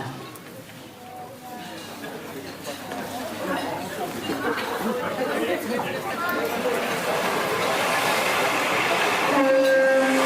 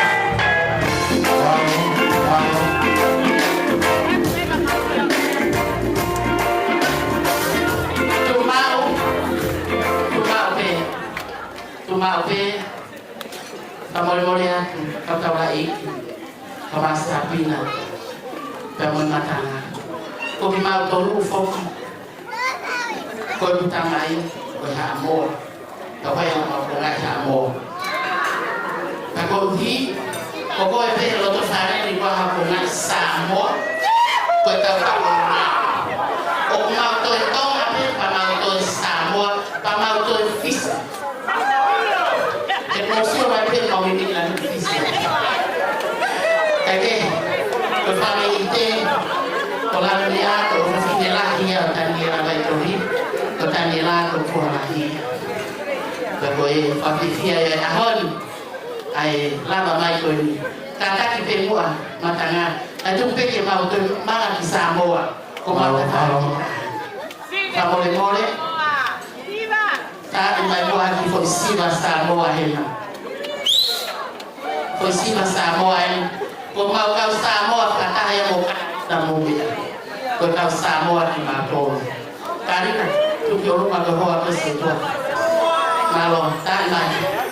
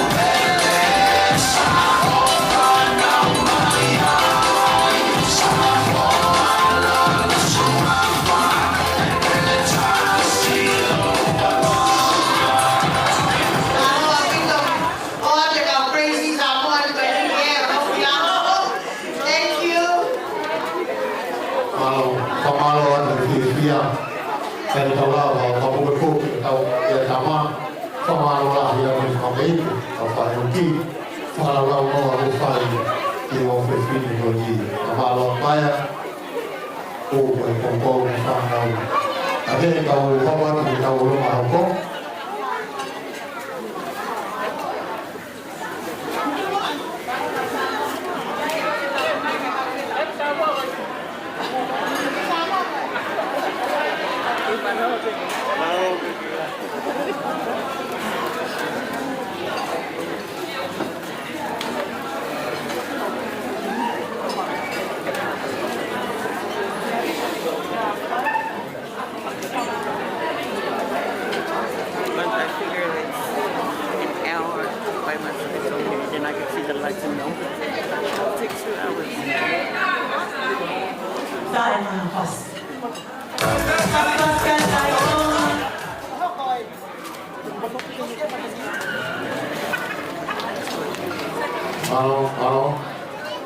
kalau beli ay tahu beli tahu kalau matong kalau tak kalau nak lewat apa apa tu beli sampai dia pokok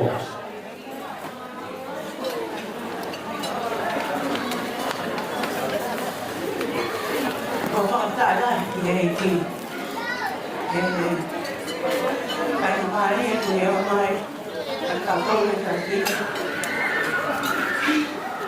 hao pe o me a ka ko ma ke he chi ka ta ma ai ki pe ko ke ta ki le te a ho ka ta ko mo ha ko ka ka ko mo pe mo ko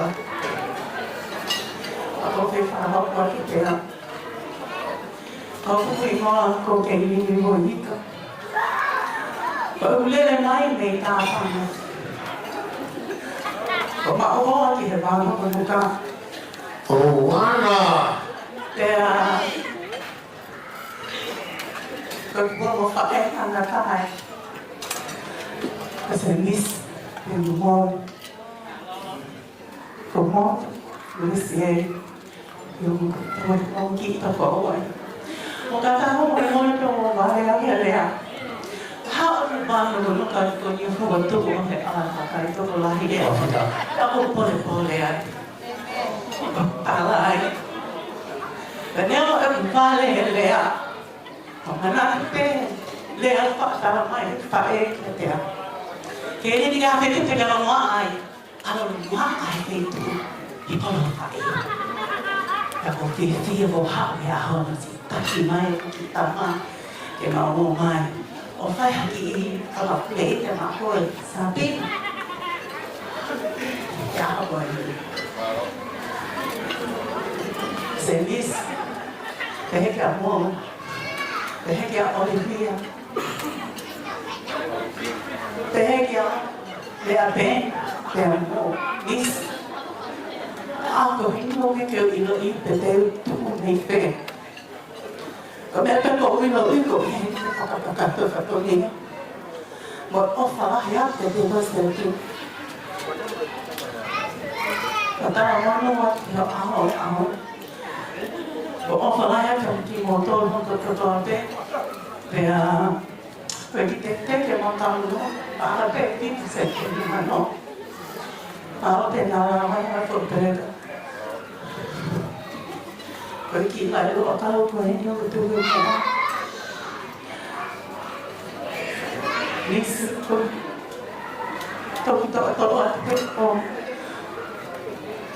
quando estou a fazer nada, ele fala não estou errado. Porque até não vou falar já, não. Kalau di sini, kalau ai tak kali pergi kelakar di kalau ibu aku ini, aku tu mahal aku, amo mau hawa di sini orang servis kamu bori, ka bantu ai di offer aku ini, aku si no amaya, Olivia, kami kalau mai pada sila mai ke fakat atau dia dia ahon.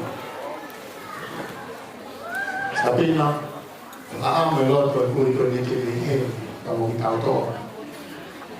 Jadi ni offer mo fo aki kai fe lu mai ya. Mo offer ku ni fa. Tapi ni sabina ama te mo ato ni te ki ko ni le. Na aw ma tu. Te ko mi aki hao ka vai ni. Fe na ko ku te fa.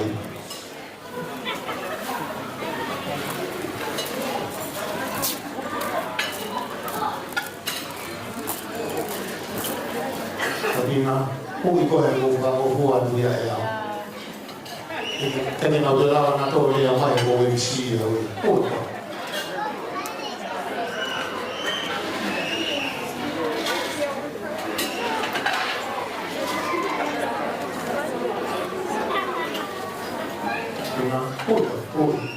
Ui. O mai mo le pina, ka mo fua ko mo lui ka mo fua. Oi.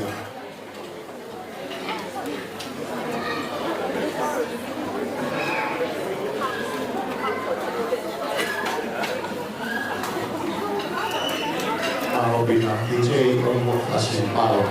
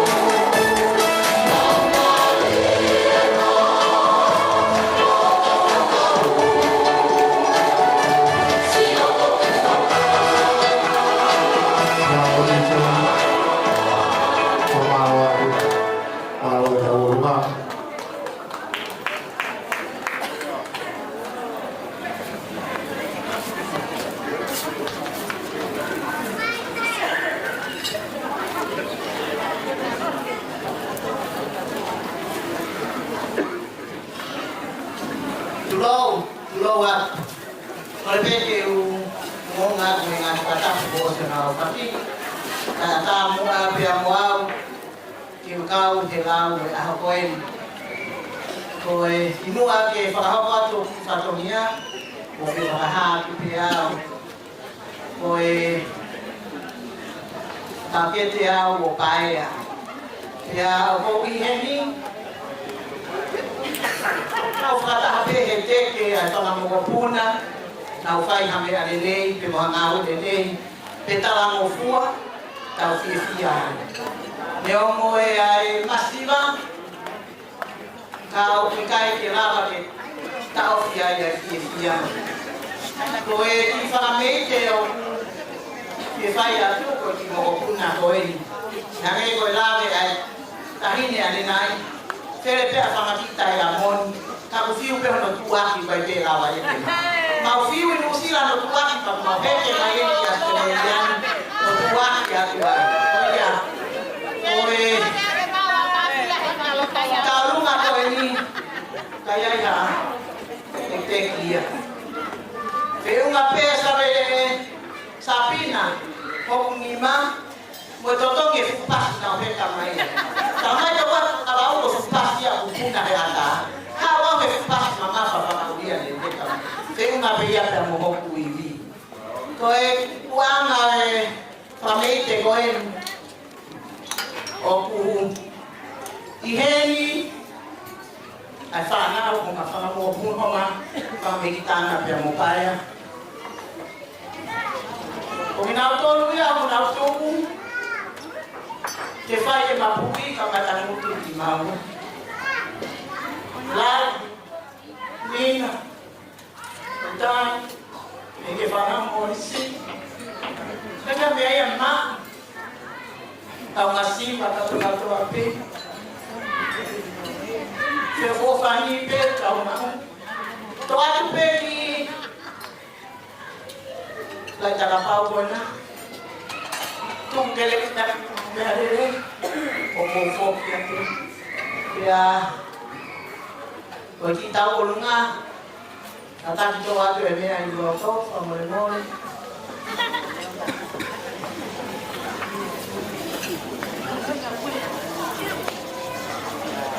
DJ, oke mau,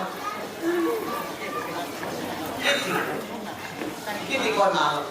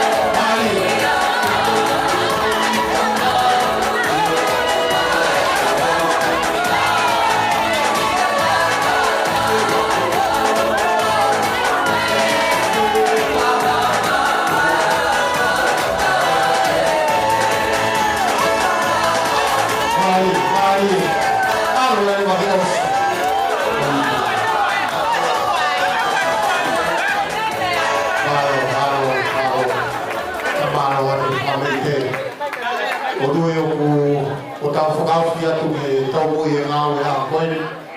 E o kore whamare more pe i whanga maari e koe ni. O whakaamua ke teke osi ngai tau oro ngā. O whaamu ke oange whanga maari e ia. Ma e kāhini o e aho. Nai mahino ke te au i ka o fuma amaru koe a sapinana o lere mai o whakata o kalama. O dai na fokia di sene na momon te ga ye a di auti pe te ga sapina. Pero mahino que leau. Então que quando a fala Maria sapina, que ne faz a lei a o tu i hau ko ta ho. E ta fanao i le o fini ko di sapina. A te fala Maria do ma au. E fai bo a lei a ta wa iki e fa ho ga family hau ko ta ho. Kai koe a sapinanda o kore heni e whahoma e tēnā mo i rea whamalo ai tamai na whahama pe he takawalu ke rea pen i te atho whanamarie e na whahame ke mo rea whatape mo nisi e koe ahoni e kai koe whoki mai ia alo e ahoni a tāri mani mua toi ngā whanau whawhi e sapina a whakoha paspasi wa mai ki koe i o whiwhi e koe i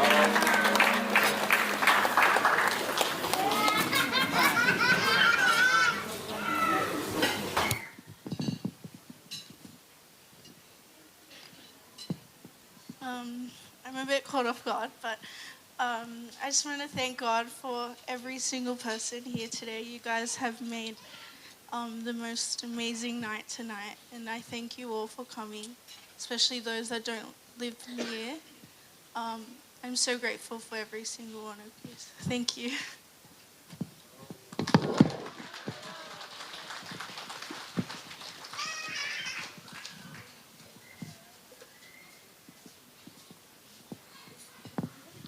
Mea au tau i koe short and sweet sweetie. Ko kore heni lea peni, whamare more, lama mai o whai halea, ko tui lahi kuo. Marimari a lea peni ku a ue ah, e whaka a naua kia hono loto, ka behefo ki hono o whanga nisi, mo ka taki mai ki heni. Eke ke lava peni a o mauha iwi lahi ki heni rea, ka pahe kai te ke tuho no tafa aki.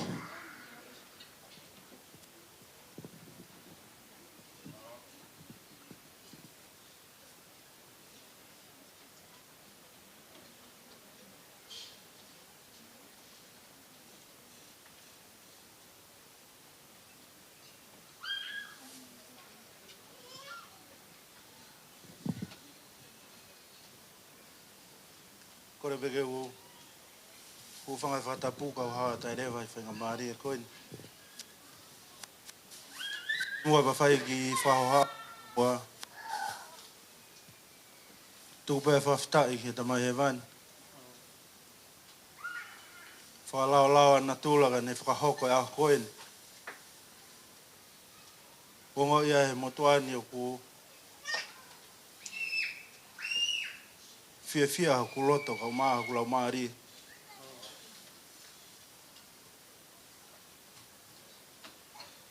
Whatapuatu ki he kau whawhikau e a koini. Whataloanga e pere ahi kātoanga peheni. Tālunga e ahoni. Ki umaua e a ki Moutolo. Kau whawhikau toko lahi peheni o ko whatongai. I he kulere holo i he ngāhi kātoanga peheni ku nau i heni. Ko whiawhia lahi. Kai kia harea whiunga ia ke watu mau ki Moutolo. Mō toko taimi ka mō lava mai. O inga pē koe whaftai pē i he tau hea o toa. O whai ke ofe whine koe. Koe ofa lahi atu ka te ki Moutolo. Ka tūpē mua ke hanga he lau maari e maani o ni. Whawhok hawa ki Moutolo. Ngai whei tū. Mō lava mai me ai. Ofa lahi atu ka te ki Moutolo. Tapa tēni ki a wakalahi.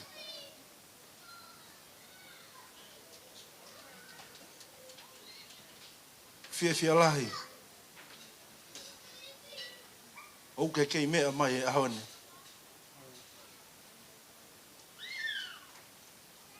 Wā whetaha wā ku mauru hiki whanua mai ki heni.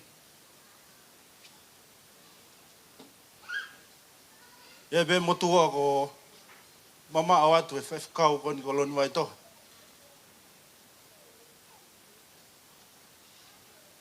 Whakalanga manatu e aha koeni. Ko whewhikau e whamiri.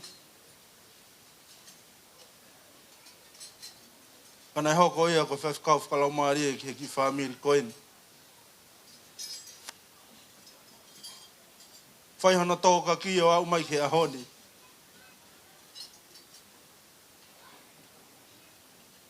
O whalahi atu. Whamalola he tueni ke whamiri.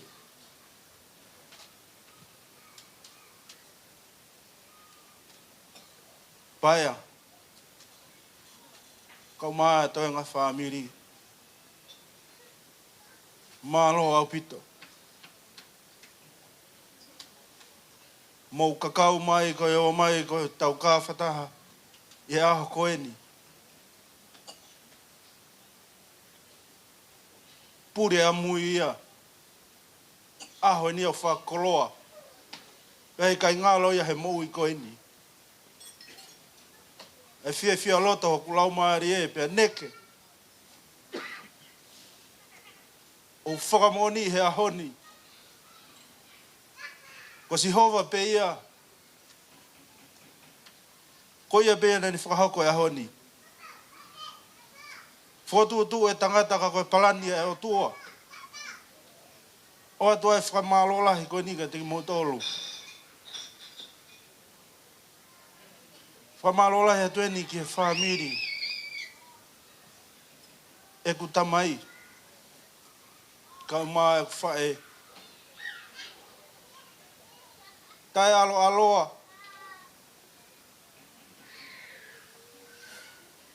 Ke mau kei mau a ki motolu he aha whakoloa koeni.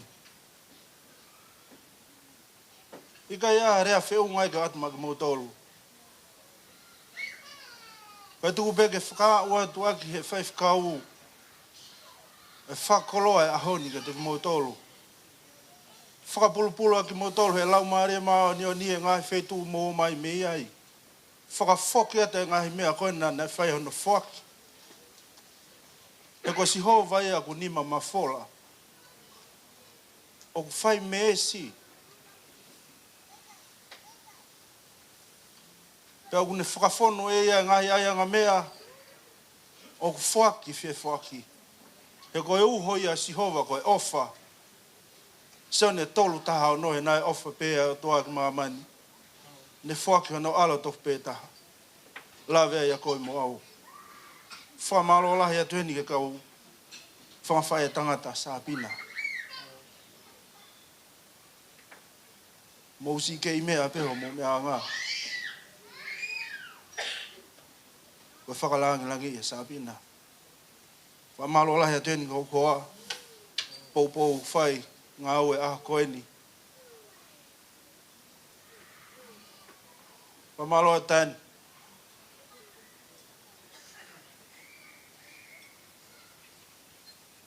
Mono fofoki he ni. Whai mai e hik whanua. Nofo petangata eiki i tonga. Whai whaftai ke eiki. E kumau a tāni heni. Neo ngā taimi lahi mahalo kua osi fo ya tānia.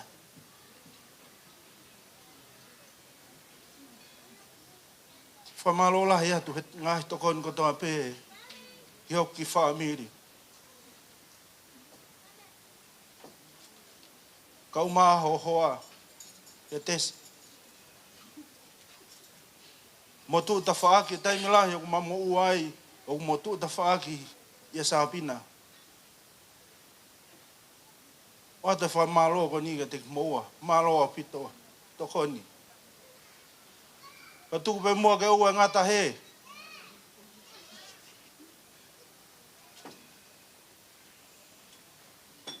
Whai pe mua e toko ni.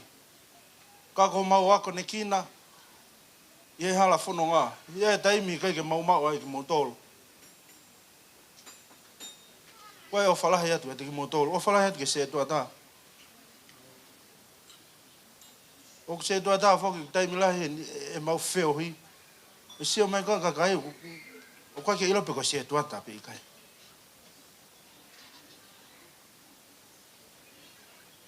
O mau tōku ke mea whakalau maari e. O ku makehe. Peka mau kawa mai ki toa. O ku whakawhiawhia. O whatu se tuata. O malola hea teni ki a te mau tōlu katoa pēna e whai hono whakawenga he ahoni. Kau mai MC e aho koeni. O whatu se asi ko mata. Te malo e tu te whaaki ngai whatongi a koeni. O whatu le iola.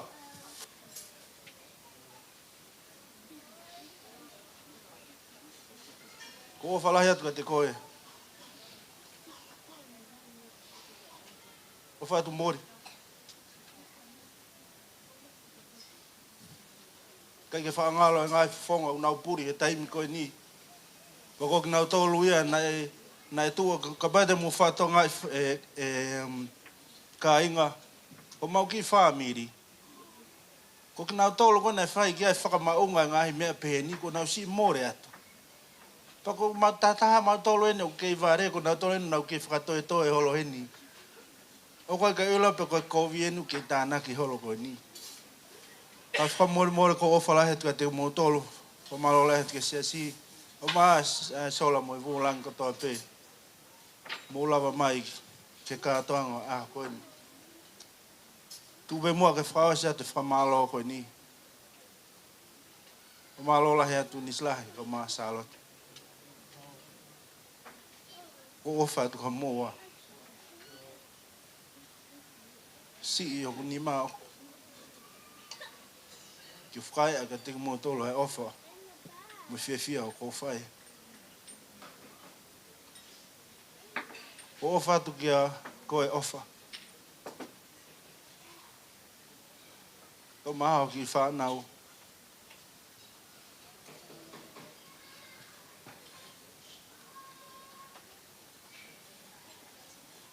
Koe ke wilo pe te o i he tawhaaki whē, ke wata whakamalo ki a te koe.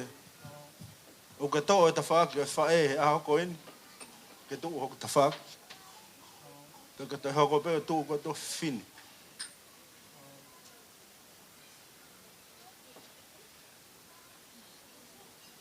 Ko whalai ko te koe mau ki whanau o mau koe aho koeni.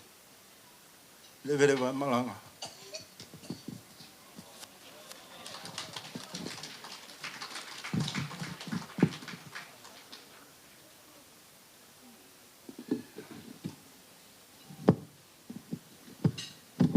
Malo ki rea ku tau whanongo ki ai.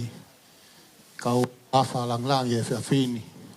Nai whake rea ai ki motua behe kirikiri te na behe whai e whehu ki ai vea talange. Ka mate ho waifi. Koe haha o lau ki ai o whakatatau ki he lau ai wholofola. Talange huse pāniti koe ni. Ola, o kuni ave e ai le rei. Kai te mai ai ao ngā. Ko iau hangai koe rea koe o whai rea e peni. Ko tō iau ai pe uhinga ku hanga e eiki. O kei whakatolonga si ngahi fofonga i tamai. Ngahi fofonga i whahe. O ku maka tō o ngai ai kātoanga e api. Ko tau mātā ia. Kai ke he whainga maari e koe ni. Ki he whamei te whakaosio e ahoni. Ka kou kore. Ko tahau ne whakahoko i whakamei.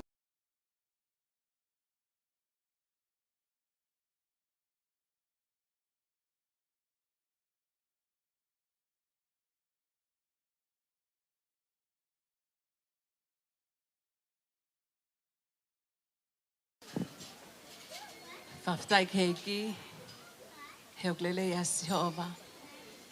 Peok ta ingata e ne alofa.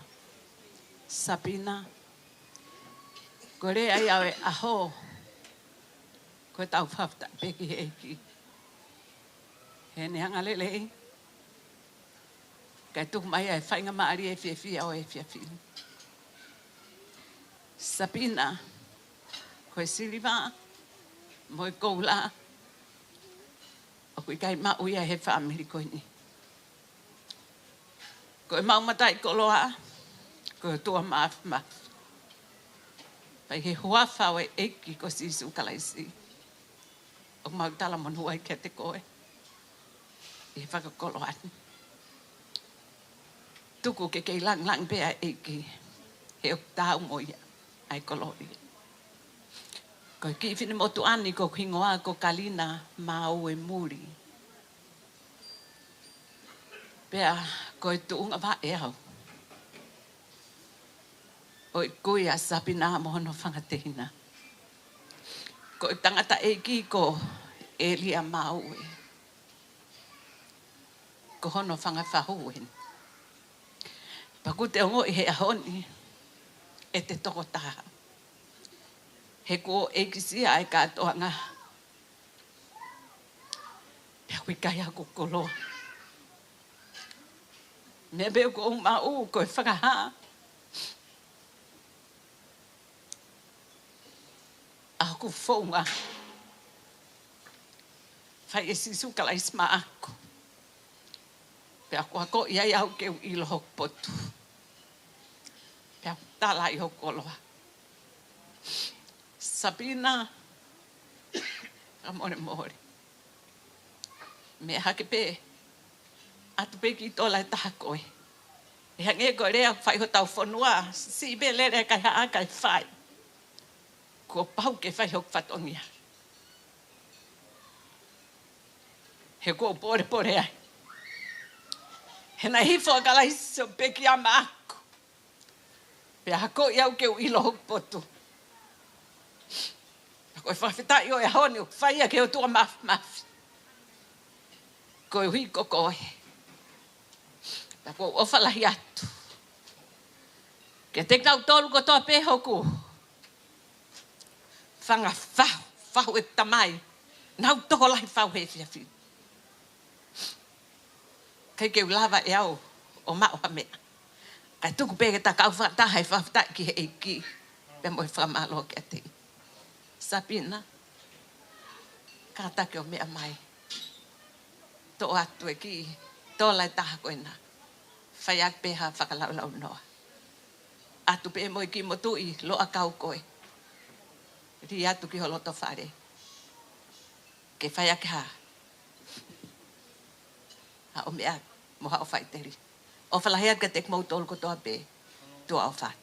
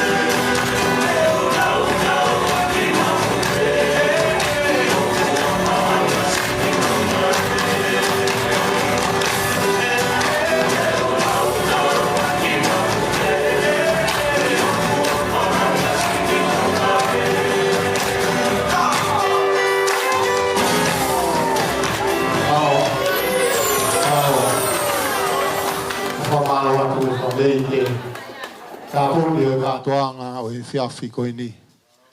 Neona ku whakarea, kau whawhalang e ahoni, o e tauorunga whakameite tāpuni ni e ahoni. Ka kou loto peke oana ku whakalawea i ha loto, kau whawhalang ange be whanga maari e ko ni, na kuia isi a whamiri o kuna whakameite, peka ikai, ko e tāpunia i tau katoanga he ahoni. O kore peke u whakamalo atu he tala a apa e katoanga fiani. Kaya tā mua mo ki motua koeni, ke u whai at peha ki whakamalo no. Mua ki pe whakamalo ko whawhitai lahi ki o tua mafi. Ko i ne tataki ki tau tolu, me he kamata anga e katoanga o e ahoni, o ta wa umai ki he tau mui o e fia e ahoni. Pea koe tau rea pe whawhitai eiki. Sapina, koe ngalu tuku e whatongia. Na uhinga e kulere mai. Ka pau teo tala noa ki he uhinga e kutuku he whiawhini. Ko tui be ia e whahinga te nau fia. Ko uhi ko e ku lere mai ke whakato e whatongia o e whiawhini. Ko ilo peo ku iai e kakai to tonu ia ki he katoa ngā. Ia i pe ngahi manua o iau whia mau ke nau rea i he katoa ngā. Ka nāku a alo mai he whiawhini. Ko e ku talango fua ki he whekau ne whekau ia ki au. Talu pe teo e katoa ngā sapina. Tā ngea rea e peni. Ko e ku tūko pe mo rea e peni. Ko rea e peni ko e moko puna ia e mehikitanga o e ku whae. Pea ko mauhoa ki hoku hoa ki a keirini. I ta whaaki a se misi. Na kulere mai pea neafi pea u whatonga i o kuikai kei heni e ku whae. Sapina pea u tu o whai hoku whatongia. O whanongo pe ki he ngahi whakamei te. Ka kato ho whamiri pea pe he ki ta whaaki tamai a rea e peni. Ka u tu pe o whai hoku whatongia. O i mono mona pe hoku loto, e si e ku whae ki kolo maire. Pehange mai na makau whaataha e whiawhini. Whamalo atu, ka whakalangi ahon. Ka utaula e ki, e ke tanda e ki se tuata. Lea peni pa pehega, ke nisi. Whamalo atu, whie mea ngau e aki e ki motua tai i loa ko eni. Ke ulere mai, ke whakato e polokalama e ki o e ahoni. Whamalo atu ki a Taniela vai to. Ko hui ko e tokoni, pa mo e pou hange ko mea nei lawe ki a ia se misi. Sapina, ka iai ha whatongia na ku to o he whiawhini. Na kai whe unga pa moho loto. Tu ke hufanga tu he loto. Tu ke hufanga tu he kolosio sisu kalaisi. Ini lava ufi e kutono no he whiawhini. Kaya haaho, boha taimi te ta maa vai ai, ko tala monu atu ke whai ngako te ke whai he tau fo. Hange ko mea ku mahino ke te au. Tau fo aosi ha o whenga he mala e oe ako. Sapina, mone rea nai whai tāni e la. O kui kai ko koe pe o ku tāpua ki i. O ku tāpua ki i kotoa e hao whanga koe ni. He koe otua, o kui kai whili mānako wa ene whoaki. Sapina, good luck for next year. O whalahi atu ke si kau whae huki. O whalahi atu ke ngai whawhonga kotoa pe. Tau kau whataha e aho koe ni. Tuku mua ke urepa he. Tau hoko, he lotu tōku o e whiawhini.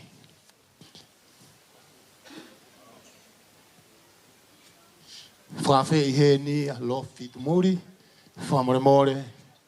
E mea mai whakatu, ai lotu tāpuni o e ahoni.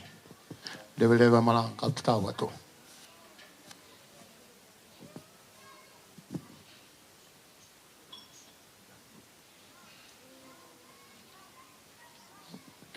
Pabita keki, pamalo ate mau tāpuaki, mau koloa. Pai pēr tau family first. O whawhe ki tau mea o tau pē ki o longa. Ke tau whawhita ki he eiki. Ke tau talange mālo moa Sisu Christ. Ke tau talange ki he eiki o hallelujah atu ho tau lau maari. Kore pe kau nis. A hiwa te ki voi hiwa ko ia. E whai ake e tau whaamiri toko. Whaaka hallelujah koe.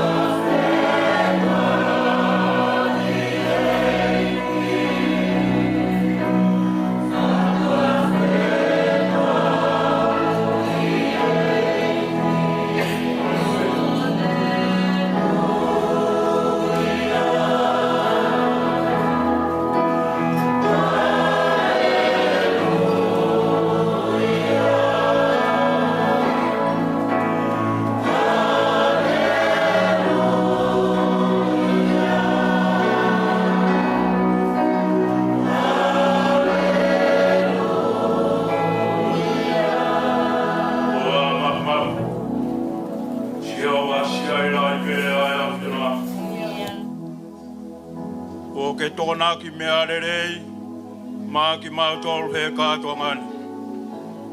Ko ke tōna ki he merino, ko ke tōna ki mai e nonga, ko ke tōna ki mai a e pānga, mo e koloa, pea whonu o maulo tō he whia, ko tōna ki mai a Sisu Christ. Ia pohono lau maari e mānioni. E koe wenga ngai ai mau whawhetai. E koe ke whahau koe mau amanaki. Wenga ai mau mālo atu eiki. Koe ke tari e mau lotu. E koe wenga ai mau hallelujah ai he kātua ngani. Koe si hoa. Koe takitau he kātua ngani. Au tūmari e. E ko mau a Christ. E ko Christ ko e hua whalahi. Wapetai. E tari lotua e a Fiona. Malo moa e ki o tokoni. Malo ho tage mau whunonga. Malo ho lau maari e mau noni e tek mau tolu. Nā ke kauhe mau where mo whafo. Nā ke tauhi ki mau tolu i taimi. Wapeta, tā pang mai ko kaunanga. Hāna e kātua ngā e haoni. Ko whewhi ai a hau eki. Wakalahi e, mata moana. Moi whare o haa matāpure. Whewhi ai e kau taula iki. Moi tōtara ko toa be ko ua lolo. He kātua ngā hallelujah. Mau whakafo ke langi. Whakapapaya mo i ngeia mo i mawhai mo i poto. Ke o tōtabe. Eiki, mai mo auri whoe moa e moa whunonga. Taki ki mau tolu ko mau ngai whotuanga. Ea ka mau ha maroro. Tau ta toka mo e a Fiona. Koe mau mo e whuake atu pure koe pia ke whai tūturi pia me i tauka kapa. Fufu ki mau tolu he taloni ho keresi. Koe no ngai atua mamau e te tae o atu mai ki toa pe. O whanei maloia maulo tō mo ngai whakau e a klasi so. Pia ke hoko te tāpuak ai o tua mawhi. Ua whai te mai. Moe alo. Moe la maari e maanoni. E nofo mau e tek mau tolu. Ia Sisu Christ mau whamoi. Amen. Aloha bitu.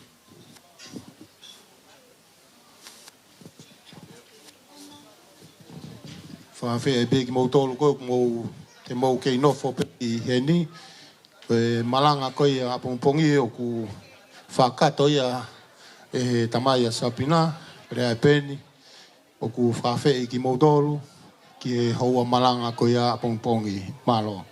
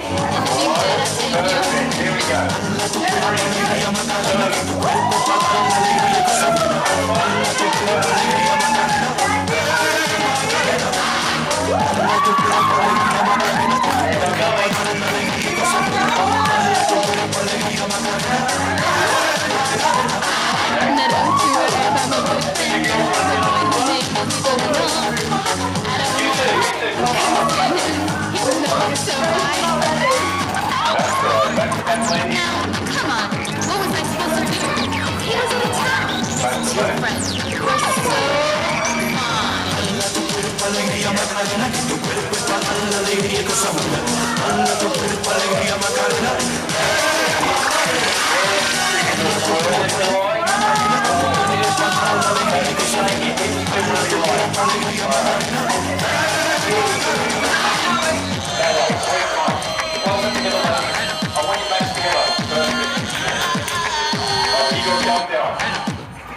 Here we go.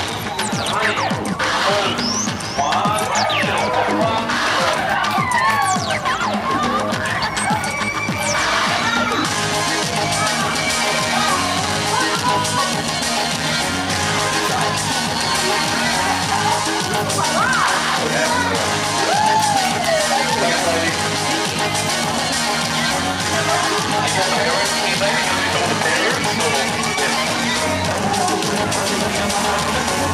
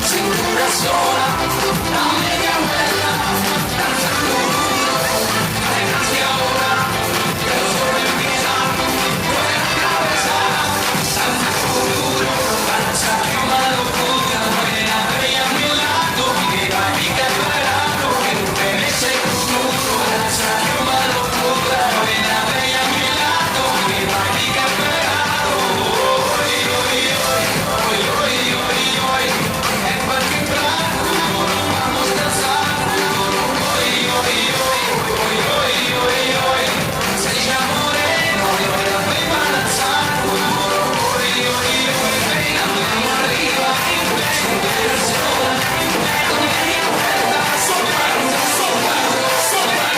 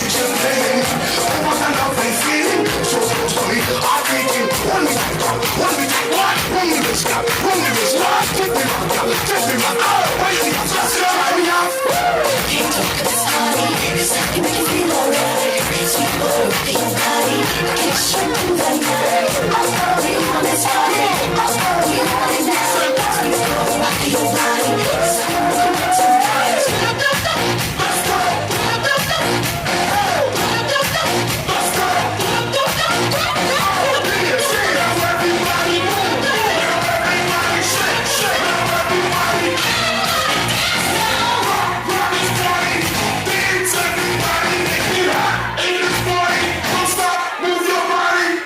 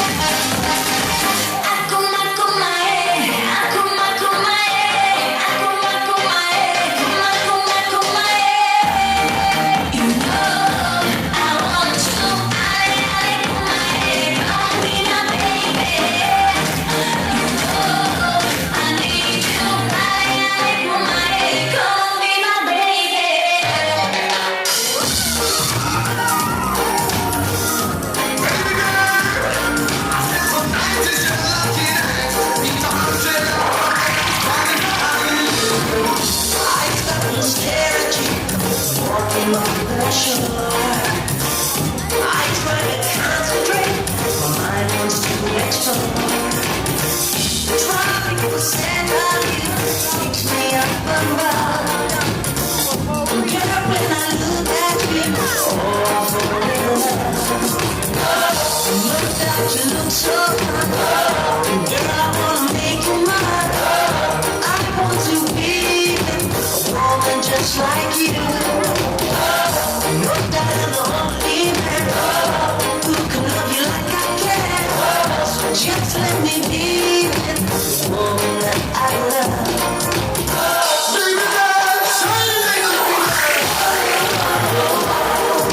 Mysterious girl, I wanna get close to you.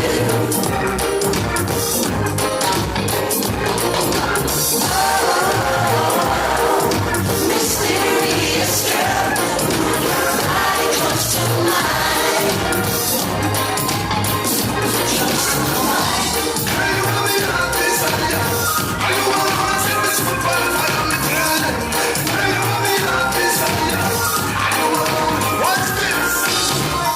Watching the sun go down, it's always dreaming. We can get closer now. Cause I'm looking in your eyes, it's so alive. And girl, when you touch me, it's time to take it from the night. Girl, I wanna be with you. I wanna spend the night with you. I need to be with the woman that I love. Girl, I wanna get to you. All the things you want me to. I need to be with the woman that I love.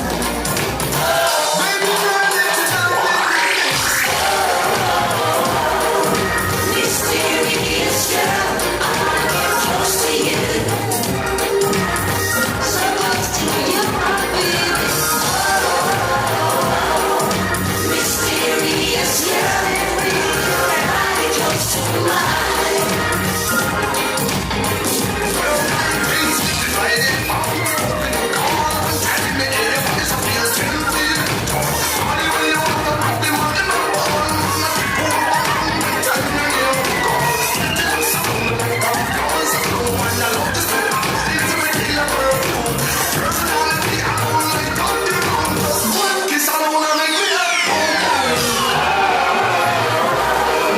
Mysterious